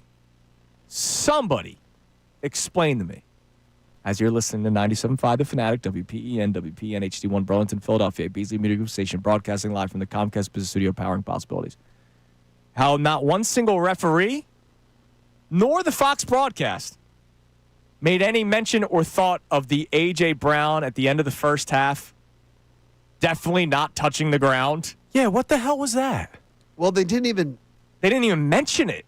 But also, though, they didn't. I don't think they made much of a. The Eagles players did. I saw them. You think they barking? AJ was talking to the ref for a minute after. I forget who the defender was, but he landed on him. He was on his. AJ Brown was on his back on top of the Chiefs player and rolled over the first down marker.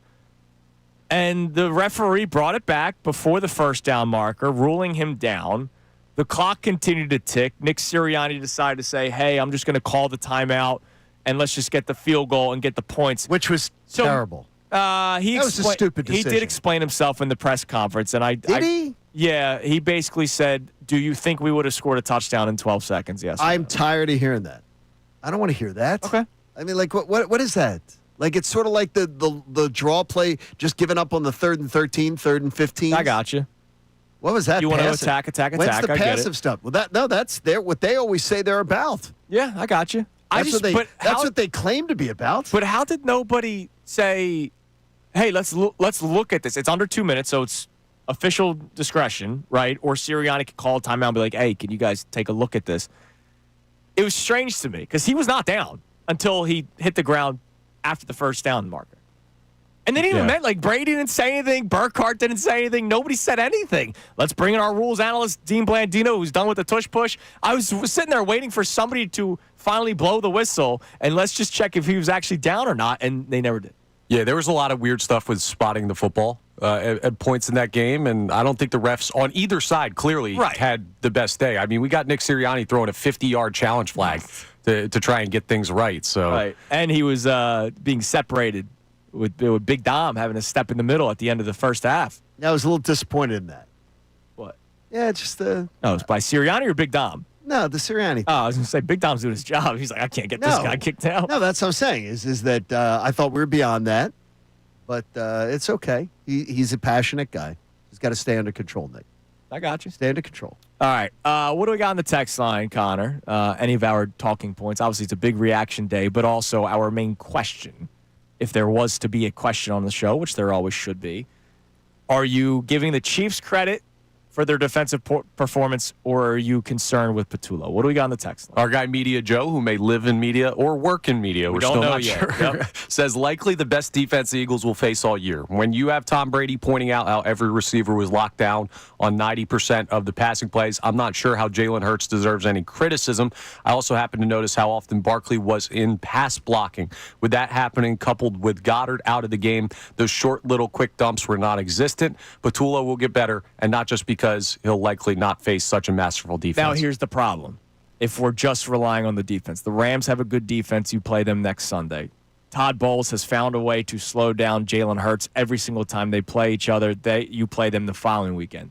The Broncos, even though they got beat up by Daniel Jones and the Colts yesterday, are still going to go down as one of the top 5 defenses in the NFL this year. So when are you expecting it to get better? When they're just not playing good defenses?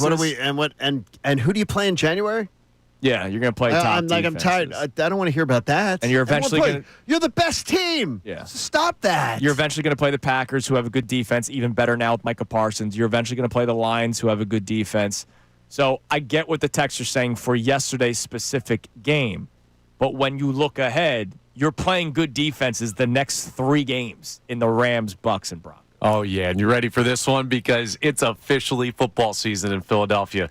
This texter, Tyler, chimes in and says, I don't care what the Eagles' offense looked like against the Cowboys for 3 drives. They had months to figure that out and were horrible after that. I've seen this movie. Patullo gets 1 more week, and if there's no change, fire him. Okay, yeah, that's a bit much. That's absurd. That's a bit much. Absurd.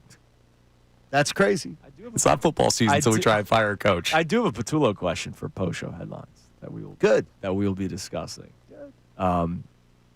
Because Nick and Kevin they're buddies. It was a beautiful moment doing the Smash Bros celebration or the Bash Bros celebration, locking the arms.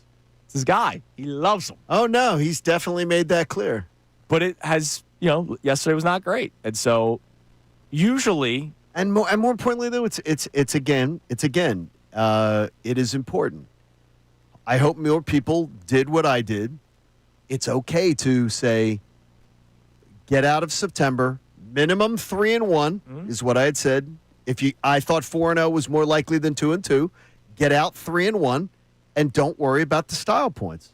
Don't worry about it. Worry about that. Don't worry about the style points. But eventually, you're going to want to see it. No. Eventually, you want to see it. Correct. And maybe because Nick Sirianni and Kevin Patullo are as tight as they are, maybe they can have harsher conversations. Yes, right? exactly. Instead of putzing around like in 2023 with Brian Johnson because Brian was friends with Jalen Hurts and all this kind of stuff. Maybe Nick can sit down with Kevin and be like, yo, dude, I need more out of you. We'll see. What do we got on the text line? All right, so on that conversation point with Kevin Patullo, this texter from North Carolina says, discussion point for you guys. After 2 games, does Kevin Patullo feel more like Brian Johnson or Kellen Moore? Feels more like me, the former. There's no question about Brian Johnson, but I'm not overreacting because the offense has a lot of veterans with a track record of course correcting after the first month. There's no question that he looks more like Brian Johnson, but I'm going to give him give him time. I'm going to give it time. And we're gonna let this thing breathe. Yesterday was literally the Brian Johnson offense. Yeah. It was bubble screens, run the football, and Devontae's down there somewhere. Let's throw it. It was literally, I felt like I was watching Brian Johnson's offense yesterday. So let's project out. What's the leash? Where's the kind of drop dead point where it's just like October? I said first month, get 4 games under your belt. Continuation of the preseason. And then we'll see what happens. And if it doesn't clean up by then, October's very easy. A home game with Denver and 2 Giant games, you better be putting up points. You better be moving the ball. You better be doing stuff. And the 1 game at Minnesota. Yeah, and help throw that one in there with the way J.J. McCarthy looked last night. Right. Yeah. You better be going after it. All right. Here's what we're going to do. Coming up, as we continue to talk about this Eagles team. Mentioned it earlier today, but I want to give him a little bit more love today, considering what he heard from a lot of Eagles fans, if he heard it. Maybe you saw it on social media. I don't know. But we go from talking about the 2 rookies that we wanted to highlight in this past segment to a 9-year vet who a lot of people wanted off the team after week 1. He looked a lot better yesterday. We'll talk about Adoree Jackson coming up next, as well as continuing to get your reaction to yesterday's 20-17 win and the 2-0 start for the defending Super Bowl champion Philadelphia Eagles. It's Kincade and Salciunas on this Monday morning here on 97.5 The Fanatic. Hey, everybody, it's Bill Colarulo, and coming up.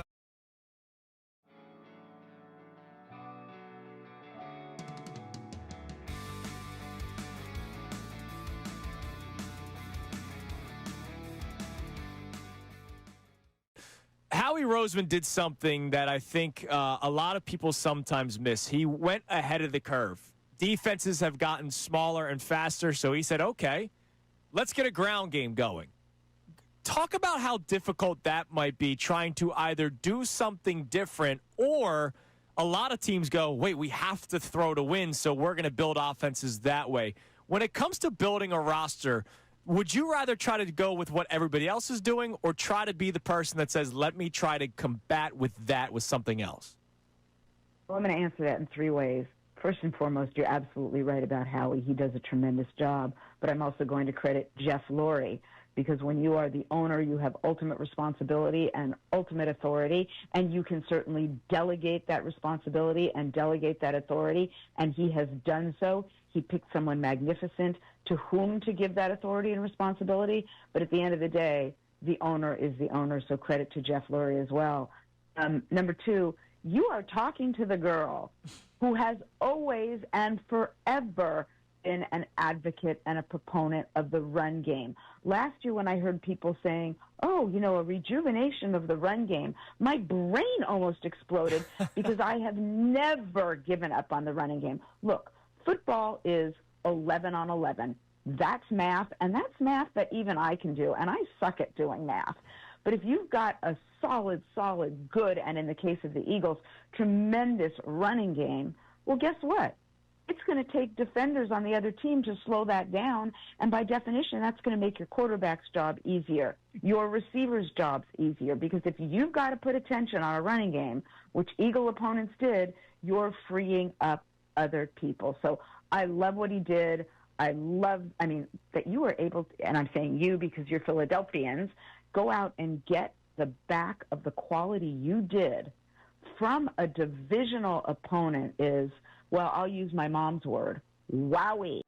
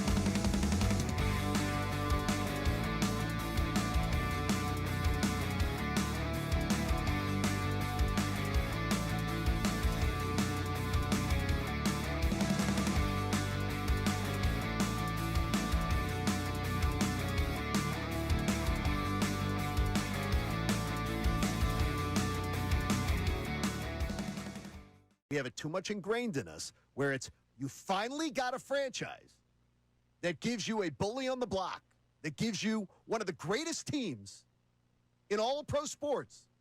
And we got people who want to, the Commanders look good and Jaden Daniels looks good and want to suck their thumbs. I don't get it. I do not get it. I waited my whole damn life to have a team like this, and I refuse to be scared of it. I refuse. Embrace it. I'm not scared of the Commanders. Not in the least. Not in the least.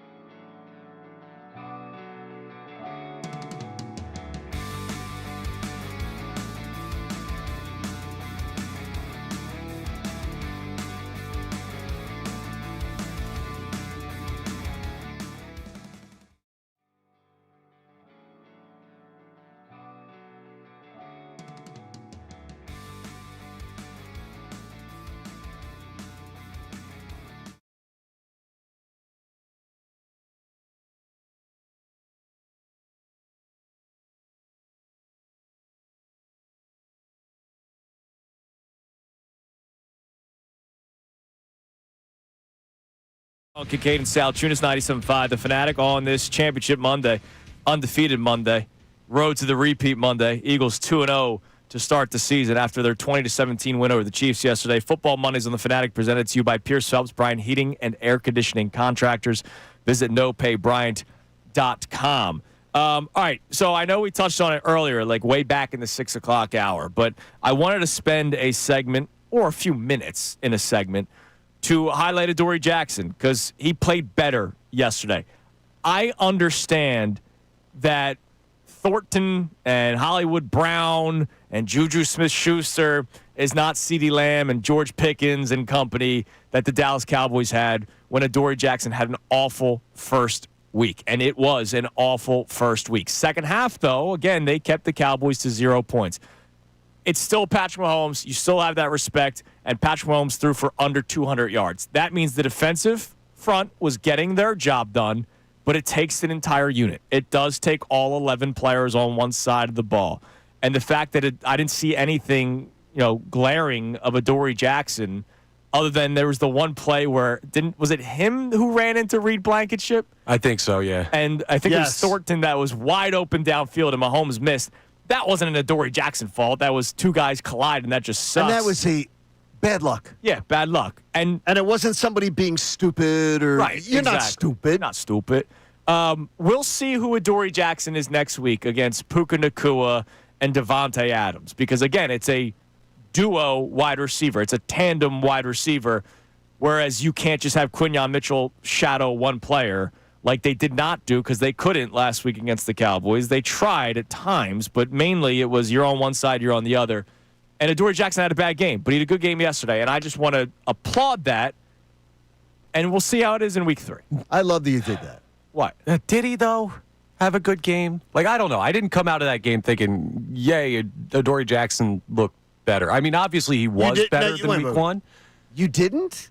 That he looked better? You didn't? They kept Patrick Mahomes under 200 yards passing. No, I know, but that just wasn't my takeaway. They had nobody to throw to. Like, I think that's maybe pulling the wool over your eyes a little bit to be like, okay. And again, that's why I keep on saying we'll see what happens next week when they play real wide receivers. But I'm still going to credit somebody for having a good game despite the opposition. I would say he didn't kill you yesterday the way that he almost killed you in week 1.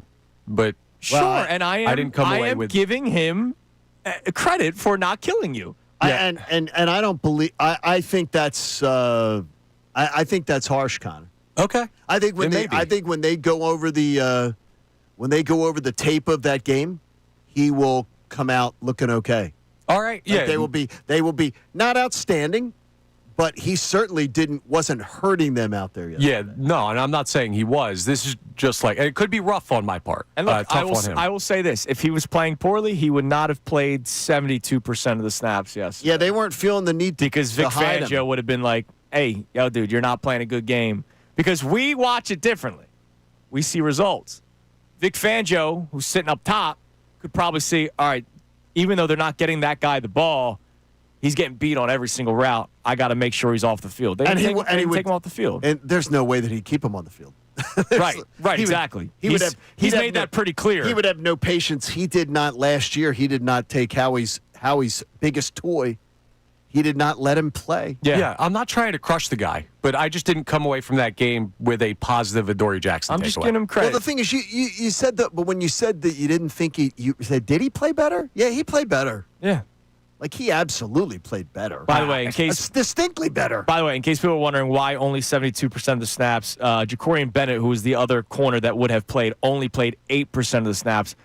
There were some plays where they had 3 safeties on the field, and I'm guessing Adoree Jackson was the odd man out whenever they would have Sidney Brown, Reed Blankenship, and Drew Makuba out there. Yeah, like I saw wide receivers that are not NFL quality wide receivers for a lot of that game for the Chiefs, and I see Devontae Adams and Puka Nacua coming in here next week, and I'm very nervous. You about aren't that. lying. Sure, you aren't lying. But it's more like you're talking about. It's more like week 1.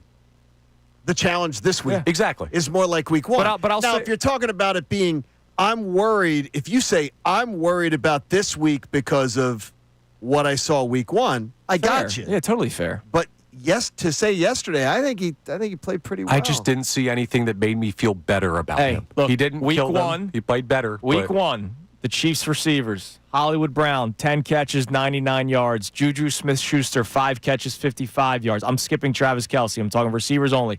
Tyquan Thornton, 2 catches, 41 yards. See, I think you have to count Travis Kelce because he is. All right. He's more of a receiver. Travis than he is a tight Kelce, end. 2 for 47. I'm just saying because Adoree Jackson's not covering Travis No, he's Kelce. not. Oh, okay. Good point. Whereas yesterday, your receivers, Tyquan Thornton, 2 catches, 59 yards. The touchdown was the big one. Hollywood Brown, after his 99-yard performance in week 1, 5 for 30. Juju Smith-Schuster, 1 for 5. So they played well. Totally fair. I may be being harsh here, so You're supposed to be the nice one. Well, You're supposed to be the nicest guy. Connor. All right, what do we got on the text line? All right, we have a bunch of people checking in on the conversation with the game and with Jalen Hurts and the offense. This texter from Florida says the defense showed up well, but still needs to grow throughout the season. Offensive line is not bad. The offensive line and offense in general, though, look confused by the play calling.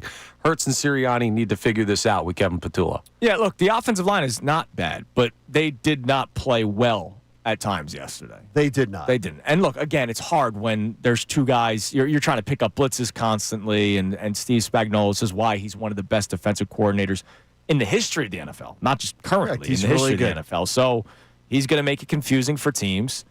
But the offensive line struggled yesterday, and Landon Dickerson's clearly still battling with the back injury. Unfortunately, we saw him, come up a couple of times slow. So we'll see how that continues to progress. What else we got? All right, we also have a check-in where this texter says you were missing Dallas Goedert and playing a great defense. The first 4 games is like preseason. Pump the brakes on the offense for now. Okay, I keep hearing this about the first 4 games. Oh, yeah. That's what Every they tell team. You. What the? Stop this. Every team. So the teams that look great, what, did they not rest everybody in the preseason? Like the Indianapolis Colts, man. Like, stop. The Packers, who started with 2 better opponents, by the way. Stop. Come on. Like, what are we doing here? Making excuses for us? Come on. It wasn't good. Come on. Danny Dimes, 111.1 rating to start the season. Amazing.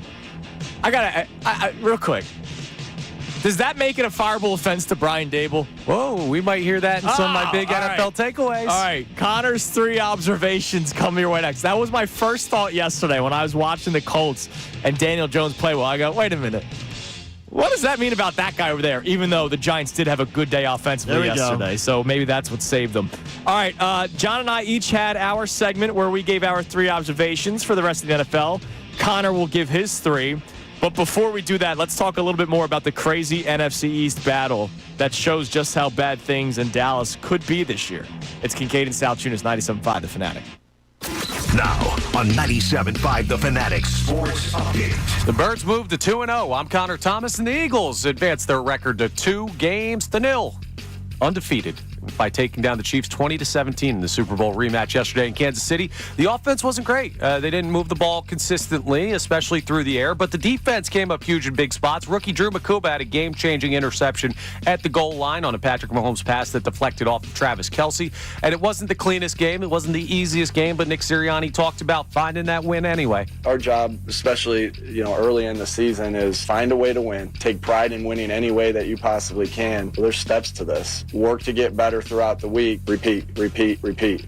Birds are now 2-0 to start the year, and they will begin to prepare for their matchup with the Los Angeles Rams, who come to the link for Week 3. The Phillies are preparing for the postseason. They took 2 of 3 from the Kansas City Royals over the weekend, and even though they lost 10-3 yesterday, the Giants lost to the Dodgers. So that means the Phils have officially clinched a postseason berth for the 4th straight year. Now a huge series with the Dodgers starts in L.A. Game 1 is tonight at 10:10. Ranger Suarez faces Emmett Sheehan. This update is brought to you by Bet365. Football's back. Get ready for the season at Bet365. When it comes to sportsbooks, Bet365 has it all. Download the app today and see why it's never ordinary at Bet365. I'm Connor Thomas on your home for the best Birds coverage, 97.5 The Fanatic and 97.5thefanatic.com. Unfiltered with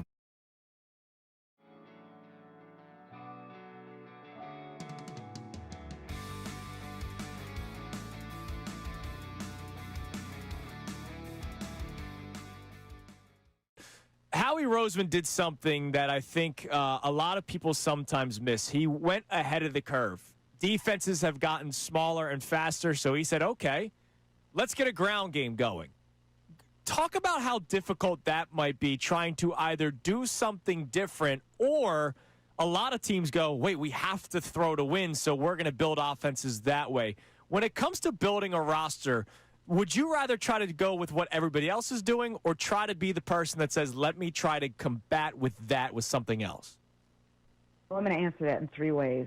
First and foremost, you're absolutely right about Howie. He does a tremendous job. But I'm also going to credit Jeff Lurie because when you are the owner, you have ultimate responsibility and ultimate authority, and you can certainly delegate that responsibility and delegate that authority, and he has done so. He picked someone magnificent to whom to give that authority and responsibility, but at the end of the day, the owner is the owner, so credit to Jeff Lurie as well.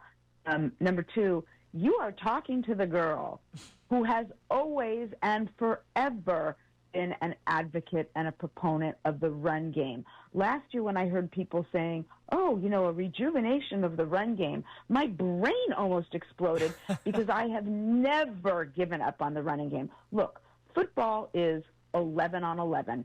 That's math, and that's math that even I can do, and I suck at doing math. But if you've got a solid, good, and in the case of the Eagles, tremendous running game, well, guess what? It's going to take defenders on the other team to slow that down, and by definition, that's going to make your quarterback's job easier, your receiver's jobs easier, because if you've got to put attention on a running game, which Eagle opponents did, you're freeing up other people. So I love what he did. That you were able to, and I'm saying you because you're Philadelphians, go out and get the back of the quality you did from a divisional opponent is, well, I'll use my mom's word, wowie.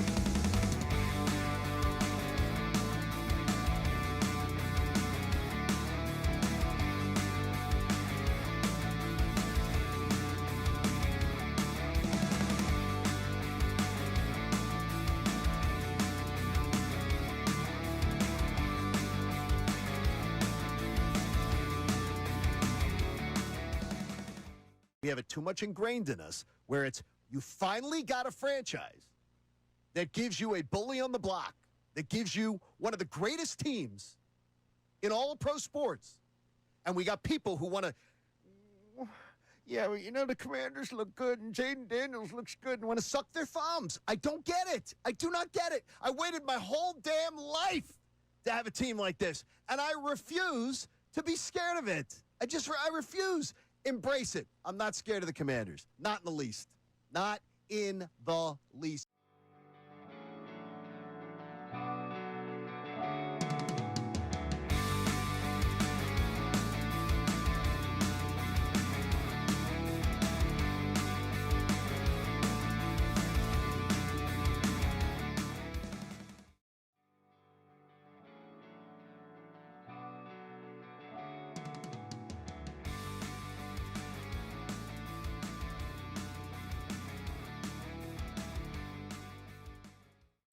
Howie Roseman did something that I think a lot of people sometimes miss. He went ahead of the curve. Defenses have gotten smaller and faster, so he said, okay, let's get a ground game going. Talk about how difficult that might be, trying to either do something different or a lot of teams give 3 observations, either non-Eagles related or something that ties back to the Eagles somehow when it comes to the NFL action. So Connor will give his in a few minutes, but we've touched on it. We haven't really talked about it much. We did have an NFC East showdown, which was a lot of fun to watch between the Dallas Cowboys and the New York Giants. But I could imagine it wasn't all that fun if you were a Dallas Cowboys fan, because you're sitting there wondering how the hell is Russell Wilson and the New York Giants kicking our ass offensively as much as they are today. That was a crazy game yesterday, and if it's not for like a robot kicker that they have in Brandon Aubrey, who can just bombs away from the one that he hit was 64 yards that hit the back of the net. Like, that kick was going 70 yards, I would think, if they tried it again or if they backed it up a little bit more. But if not for him, the Cowboys lose that game. Or they almost tied because there's only a couple minutes left in overtime before the Cowboys won it with the game-winning field goal by Brandon Aubrey. Man, if you're in Dallas and you just traded away Micah Parsons and you saw what he's been able to do in a short sample size in 2 weeks with Green Bay, and then you have so far put together a 1-1 start to the season but almost lost a game in which you gave up 37 points to one of the worst teams in football, what is going through your mind right now? I think one thing that's going through your mind, as you're probably saying, is how did we play the Eagles so tough in their building, right? And then go out and lay that egg against the Giants, or did the Eagles just were we that good that night? I mean, they're erratic, and that's what the Cowboys are. They're erratic. Yeah, that's what they do. Week to week, you think the Cowboys look like a team that could go and win the Super Bowl one of these years, and then the next week they go out and they crap themselves, and that's the way it sort of looks right now. Now, you told me during a commercial break it's a pick'em in Chicago? It's a pick'em. That's like Cowboys-Bears. Is a pick'em game in Chicago. Yuck. That's a pick'em. Connor, what is the Eagles-Rams? I texted it to you last night. Yeah. I didn't know if you read. Minus 4.5? It's 4. Yeah. Now it's 4.5. Go Birds. It's moved to 4.5, so that's a early money going the Birds' way. Like that. By the way, Cowboys-Bears, America's game of the week. Oh, my God. Because they have to. Is that a Sunday night game? Sunday, 4:25. Oh, Sunday, 4:25. The Fox game of the week. Because they have to force them on. Oh, man, Dallas. Yeah, can we quit with that now? We should, but ratings talk. Ratings talk. And That's fair. Can everybody get over? I get you. By the way, I know that Caleb, in case you didn't know, Caleb paints his nails. Yes. In case everybody didn't know that, because that seems to be like every week everybody has to point out. Like that's why he's not playing well because he paints his nails. That's not why he's not playing well. Yeah. And I know, and some people are really offended that he paints his nails. Get over that. He's not Jared playing McCain balled with right. Yeah, painted Jared nails. McCain was doing really well with the painted nails. Yeah. So get over that. Talk about it. Talk about his football. Just talk about his football. Not very good. Yeah, it really isn't. It really is. Detroit, there was some signage yesterday. I'm reading some of the Detroit papers. There was some signage yesterday harassing the young man and everything. He's getting harassed. Whether he's up to the mental challenge, we're going to find out. By the way, speaking of Detroit, did you see what they did after an interception? No. What? Somebody got a video of it because they went to commercial. So somebody got a video of it from the stands. Remember that play last year where Jared Goff pretended to fall down and then he threw a touchdown pass? Yeah. So the Lions intercepted a pass yesterday, and they ran to the end zone to celebrate, and they recreated the play because Ben Johnson's now the head coach. Oh, I love it. I love it. It was actually a great move. Like I don't think they don't like Ben Johnson. I think it was just like what's up, coach? We remember. Did you see though? There wasn't a lot of. I don't know if you saw the post game handshakes. After that, they showed it on Fox. The post game handshakes between the two. Sure. Wasn't a lot of. It didn't look like there's a ton of Lions players going over to Ben Johnson to reminisce and spend a lot time doing that. They wanted to celebrate their 52. I remember Andy. Victory. Now I remember Andy coming back and playing the Eagles. And, Yeah, a lot of and love. it was like Andy couldn't get off the field. Yeah, but that was head coach. He's OC. I don't know. Didn't seem like there was a lot of love there for that. So, by the way, next Monday night, just looking ahead, we get Lions at the Ravens. Yeah, that's awesome. That's fantastic. That's a great Monday night game. Give me Baltimore. I love you, football. That's a great. No, let's root for Baltimore in a huge way. I love football so much. All right, what do we got? Your 3 observations, Connor. Hit the music. Come on, Connor. All right. This is going to be a very much Old Takes Exposed segment here for the 3 observations. First, there are 3 teams that can win the AFC. Only 3 teams. Okay. Can you guys pick them? Baltimore Ravens, Buffalo Bills, Kansas City Chiefs. Nope. You got Kansas 2 of the 3. Kansas City's not one of them. I've got to keep the Chargers in there only because they have not played yet. I got Chargers win the division. Okay. But those are the only 3 teams that could win the AFC this year. Everybody else, thank you for coming out. My Chargers winning the division, I kept a couple nasty emails that I got from a couple of people going, how stupid are you? By the way, we'll see. You're exposing your own take from 2 weeks ago when you said that the Chiefs were going to make it to the Super Bowl. What? Remember, we all put it in the letter. Oh, yeah. And you said we were crazy for not picking the Chiefs. Yeah, but then also last week, one of my big observations was I'm falling for it. With the whole Chiefs may not be good. I picked the Chiefs as a 7th seed. Yeah, that's right. You did. I'm out taking myself. I'm just going crazy in all directions here. And it's too early to get any shovel dirt on the Chiefs. Right. No, way too early. I'm shoveling. I'm shoveling, baby. We also have another one here that is way too early, but I'm willing to call What's it. that? I know the Lions had a good bounce-back week. They scored 52 points and everything. Congrats to the Green Bay Packers because they're winning that division. Like, the Minnesota Vikings have no chance. The Bears are a mess. And that Lions team, we already saw how they match up with Green Bay. And Green Bay's schedule, easier than that of the Lions who are playing a first-place schedule. You're crowning them the NFC North champs. Welcome aboard. It took you all summer to come around to my way of thinking, but welcome aboard. Welcome aboard. It took me 2 games. You argued That's a with me pretty all quick summer turnaround. about the Packers. I know. I did. I'm on the train faster than most. So I'm making these bold predictions, and they're not fast enough for it. Well, the trains are running very late here in Philly now. So that is true. That's what they're saying. Packers' second half's a little difficult. Eagles, Giants stink. Vikings, Lions, Bears, Broncos, Bears, Ravens, Vikings. The Bears aren't hard. And the Vikings may not be either. We'll see. Yeah, we'll see about the Vikings. And the Broncos, again, meh. 9-8, 10-6, 10-7 written all over. As long as they make the playoffs, I'm for it. What else you got? All right, last thing. You kind of teased it a little bit here, but, man, how are the Giants feeling today? Not only do they lose that game to the Cowboys, but what Daniel Jones is doing in Indianapolis right now, got them starting 2-0. It looks really, really good. What do you make of that? He's this year's Saquon. Look, here's what I look at it. I'm not going to totally buy into Daniel Jones in Indianapolis, but leaving bad situations can help you. Now, Saquon, we all expected would play well. This is a shock to everybody that Daniel Jones has been this good. But, look, maybe today's not the best day to say it because Russell Wilson did have a really good day yesterday. But when you see a guy leave your team and immediately have 2 good games, that makes me think not about what Daniel Jones has done, but what Brian Daboll, the offensive mastermind, could not do.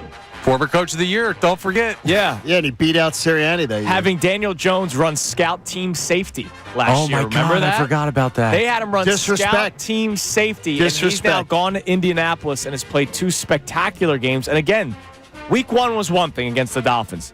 Yesterday against that Broncos defense, that was very impressive. And he never trashed the Giants, by the way. No, never Daniel did. Jones. He's so rootable. Yeah. Easy to root for the guy. Yeah, there are good teams and there are bad teams, and those change year to year. But bad organizations, they exist. But here's another thing. There you go. If the Texans can't protect C.J. Stroud, which they did not in week 1, and we'll see tonight, the Colts are now all of a sudden putting themselves in the conversation to win that division. Because we all it's said, a bad division. Yeah, and we all said Texans kind of win by default. But I don't think anybody expected to see what Daniel Jones would do. Now, I don't think Daniel Jones is going to have a 111.1 rating. If the Bucs beat the Texans tonight, game on. This is They're our 0-2. Colts. They're 2-0. You seen that kid? Yeah. Now, that is a grown man. That is not a man. That is not a kid. That is a grown man. I love that guy. That does that weird horse neigh at the end. Hey, fan the way you want to fan. No. Not someone I would do. I love that guy. You know, fan the way you want to fan. All right, coming up next. Fan the way you want to fan. It's just so weird. Today's show has all been about yesterday. Eagles win over the Kansas City Chiefs. But in the next segment, alongside your text messages on yesterday's win against the Chiefs, we're also going to look ahead because LA week begins tonight. Oh, it's here. It is Kincade and Salciunas on this Monday morning, 97.5 The Fanatic. Unfiltered with Ricky Bo, Bill Colarulo, and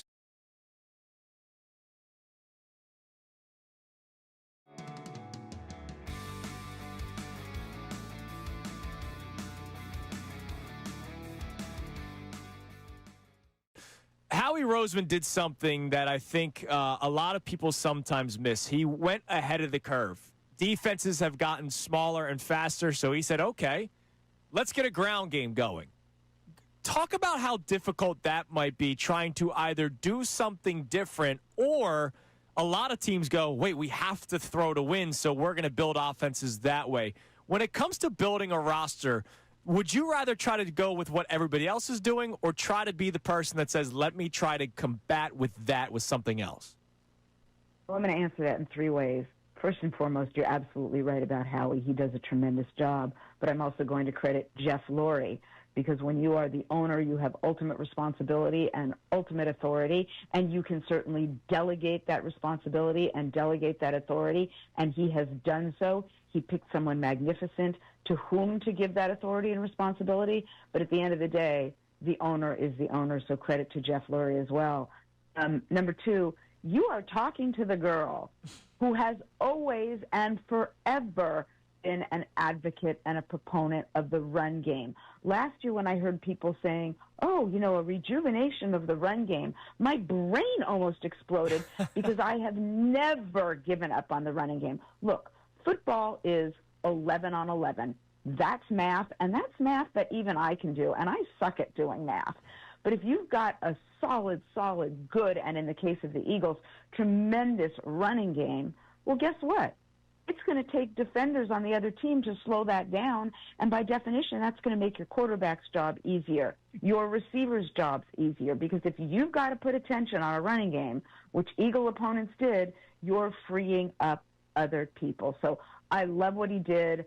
That you were able to, and I'm saying you because you're Philadelphians, go out and get the back of the quality you did from a divisional opponent is, well, I'll use my mom's word, wowie.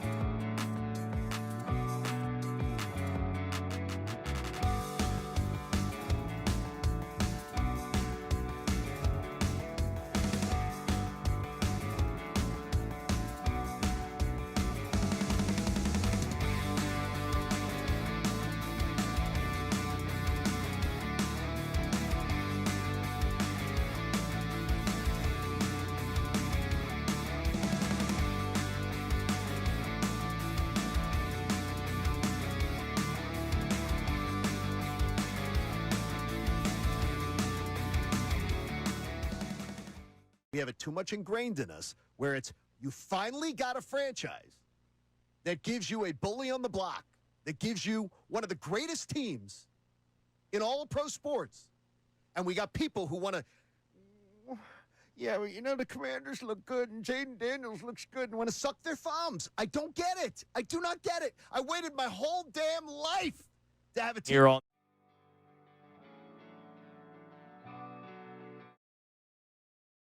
.com, but we also turn our attention to LA week. So the Eagles take on the Rams this Sunday, 1 o'clock, which is always a tough spot for a West Coast team to fly over, 10 a.m. start their time.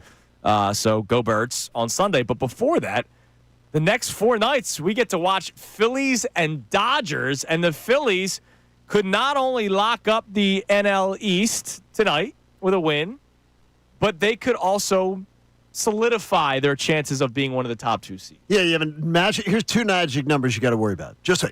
1 wins you the National League East, so you can celebrate tonight. The magic number you're then going to focus on is 9. It's 9 against the Dodgers. So that would obviously come down to 7 if you win tonight. 1 win of the next 3. This thing's over. The Dodgers are done. Or 3 games. Sorry, it's at 4. You got a 3-game series. It's done. If you win 1 out of the 3, you don't have to win the series with LA. You'd like to. Because if you win the series, you get a bonus extra 1 number off of the magic number. So not only if you win the series, you don't take just 4 numbers off the magic number, you take a bonus 5th because you'd win the head-to-head, you'd have the series. So this thing's over. You just got to win 1. But I would suggest, since you've got a coming to Jesus meeting on Wednesday, I'd suggest you win the Ranger Suarez start or the Christopher Sanchez start. One of these first 2. It's going to be a little hard, though, because the Phillies charter landed when Connor and Andrew and Haley and I were already up to go to work this morning. That's when it landed in L.A. this morning. They had problems with their charter, their private plane. So they got to L.A. while we were up coming to work this morning.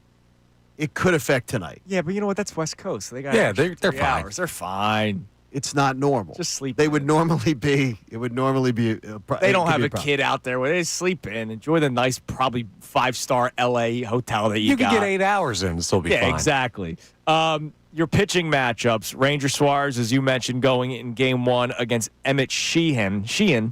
6-3, 3.32 ERA, 69 Ks. Christopher Sanchez gets to start in Game 2 against Ohtani, but of course, remember Ohtani limiting the innings. He went 5 innings back on August the 27th. That was the most he pitched in a start, and then the next start he went 3 2/3 against the Dodgers, against the Orioles.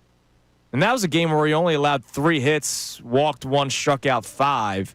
So I don't know if they're going based off of innings. I don't know if they're going based off of pitch count. He had 70 pitches in those 3 2/3, so maybe that has something to do with it. But expect Ohtani to not be going deep in that ball game, so it's going to be a lot of bullpen arms for the Dodgers. That's their bullpen game. Which, by the way, they're expecting him to face. But they're expecting him to face like 6 batters. Yeah. Which, by the way, like that's a good thing for the Phillies to see all these arms, right? Like there is a chance that there's a collision course between the Phillies and the Dodgers, and that would be the second week of October. So you could see some of these bullpen arms and get some information in that game on Tuesday, tomorrow night against Ohtani, and then the bullpen game, and then it's Blake Snell, who we know can be a tremendous pitcher. He's up and down. He's got injury stuff. You name it. Blake Snell gets to start Wednesday when Jesus Luzardo is on the mound. Let's take 2 or 3. Screw it. Yeah, now let me ask you guys this, because I want to see if we're taking our eye off the ball at all. You're only 2 back in Milwaukee for the best record in baseball. Well, you're 2.5. So you got to beat them by 3. The tiebreaker. So let's call it 2.5, but are you thinking about that at all, or is it just beat the Dodgers, take the 2 seed? That's all we need. I'm thinking about it. Beat the Dodgers. I'm still thinking about it. I mean, I'll worry about it when the Dodgers are taking. Look, when it gets done, when the Dodgers are done, I'll worry about dreaming about the Brewers giving it up. By the way, I see no scenario where the Brewers are giving it up. I see none where that's happening. So you got to beat right now. You got to beat the Brewers by 3. The rest of the way, so you're going to have to outplay them by 3. I don't believe that because, first of all, they're still playing in their division, too. Yeah. So they're still playing to clinch their division. I could see it that final 6 games when the Phillies play Marlins Twins, the final 6 games. The Brewers have Padres and Reds. At the Padres for 3, and then they have the Reds. The Reds are going to be eliminated by then. You think they're 2.5 back at the Mets? Yeah, but they're playing like crapola. They are. They've lost 3 straight. They had their chance. They were right behind the Mets, and they pooped themselves. And the thing is, remember, the Phillies are going to be pushing. In your scenario, the Phillies would be pushing them for the 1 seed, so they won't be resting anybody. So they won't it's not one of those things where they're going to be like, yeah, we're going to rest everybody because they're going to want the 1 seed. No, but what I'm saying is the opponents. Like when the Phillies have 6 games that they should win. Obviously, I'm not going to say go 6-0 against them. But after what we just saw, they should go 5. They could go. You could predict 5-1. Yeah, against 2 teams that, by the way, will be thinking about golf. And I don't think here's the scenario of that though. I don't think the Padres are going to have anything to play for. Could be. Yeah, they're 5 up with the Mets, 3 back at the Cubs. The Padres are 3.5 behind the Cubs. Yes, 3.5 behind the Cubs. That could, unless that becomes really close, and then they want to go up and they want to jump up there and be the top wild card to get home field. So if the Cubs don't give up any ground to the Padres are like, well, we're locked in. We're going to be a road wild card team. It doesn't matter. Cubs, by the way, they have the Pirates for 3. The Reds for 4, so that could either end the Reds or the Reds come back. Then they have the Mets for 3. The Cubbies do. Mets obviously still trying to stay in the playoff hunt as well, and then they finish things off with the Cardinals. And I don't see like the Cubs are going to be one of those teams where I think that depending on how this next week shakes out, the Cubs may be like they're 3.5 up right now. They go into that last week like 4 up on the Padres. They may end up having some rest time. Well, they're going to want to line up their pitching because their pitching is pretty bare to begin with. Like I just wanted to ask because obviously step 1 is take care of the Dodgers. That's the main focus. That's still a question mark, but I wanted to see if you're sniffing around the 1 seed at all. Andrew's taking a sniff. I'm sniffing, by the way, because I laugh at the Brewers. So it's Well, he sniffs every morning because the sneezing fit happens around 5. Did not have one today. Didn't have one this morning. I had one in the middle of an update, so maybe he incepted me in this. But the magic number is 9 we are worried about with the Dodgers. It will, at the end of this series, it will either be 9. It will either be 7. It could be 5. It could be 3. I'm going to or guess it could 5. Be 2. Or it can't be 3 because it would be 2. That's right. Which would be awesome. You sound like Ricky Bobby's dad. Hell, you could be second, third. You could even be fourth. second, third. You might be fourth. They're going to take 2 or 3. Go Phils. You think they're taking 2 or 3? Yeah, let's go. Really? I love that. All right. Real quick, before we get back to our text messages, no key 3 today, so we keep pushing forward. We're tush pushing here. I read a quote on NFL.com from one Myles Garrett yesterday. I don't know if you guys saw this. It was via Cleveland.com postgame. This bleep is embarrassing. We've got to be better on defense. We've got to be better as a team. I will remind you that he wanted to leave Cleveland for a better opportunity, for a chance to win. And then Cleveland said, here's billions of dollars. And his whole tune changed. Can't wait to build a winning program here in Cleveland. Very excited for the future. Very excited to play out my career here as a member of the Cleveland Browns. So spare me, Myles Garrett, your this bleep is embarrassing. When we all were telling you it's embarrassing, it's been embarrassing. There were people that at one point felt bad that his career has been being wasted by Cleveland, right? I feel bad. Sometimes I feel bad. You get drafted by the team you're a part of. You could be the best player in the world. You could be the worst player in the world, but you got drafted by that team, so you have to stay there for a minimum 4 or 5 years, depending on where you're drafted. He had every opportunity to not be a member of the Cleveland Browns. He then took the bag. He wanted money. I don't blame him for it. No. Life-changing money. I don't blame him for it. But you can't do both. You can't then 2 weeks into the season talk about how it's embarrassing. Of course it's embarrassing. You play for the Cleveland Browns. You guys stink. All right, we got on the text line. All right, so we have a text from Jamal in West Philly who says, yesterday's offense, I would call it more vanilla bean, a step up from plain vanilla. There were some okay things, but still needs to be a little bit more advanced. Dude, the vanilla bean is a strong item. That's a good, that's like, a good I go vanilla bean before vanilla. I don't even know. I'm being honest with you right now. You're going to look at me cross-eyed. I can tell already. Well, you're not an ice cream guy. I have no idea what that even means. It's like a sweeter vanilla. It's a sweeter version of vanilla. I love vanilla bean. Like, I would rather go vanilla bean than straight up vanilla any I've day. never had the option to say vanilla bean. Like, I've seen chocolate vanilla. I've seen chocolate. I've seen vanilla. I've seen strawberry. I've never seen vanilla bean, really. But I will say this. It was still vanilla. That offense did not have any sweetness to it yesterday. Wow. So I don't even give them vanilla bean status. It's vanilla. Like, there was very little memorable moments for the Eagles offense. Like, I went through the top 10 plays in terms of yardage that they gained. The only one we really remember where we could close our eyes and see it was the Devontae Smith ridiculous catch and then the Saquon Barkley touchdown because there was very few of them.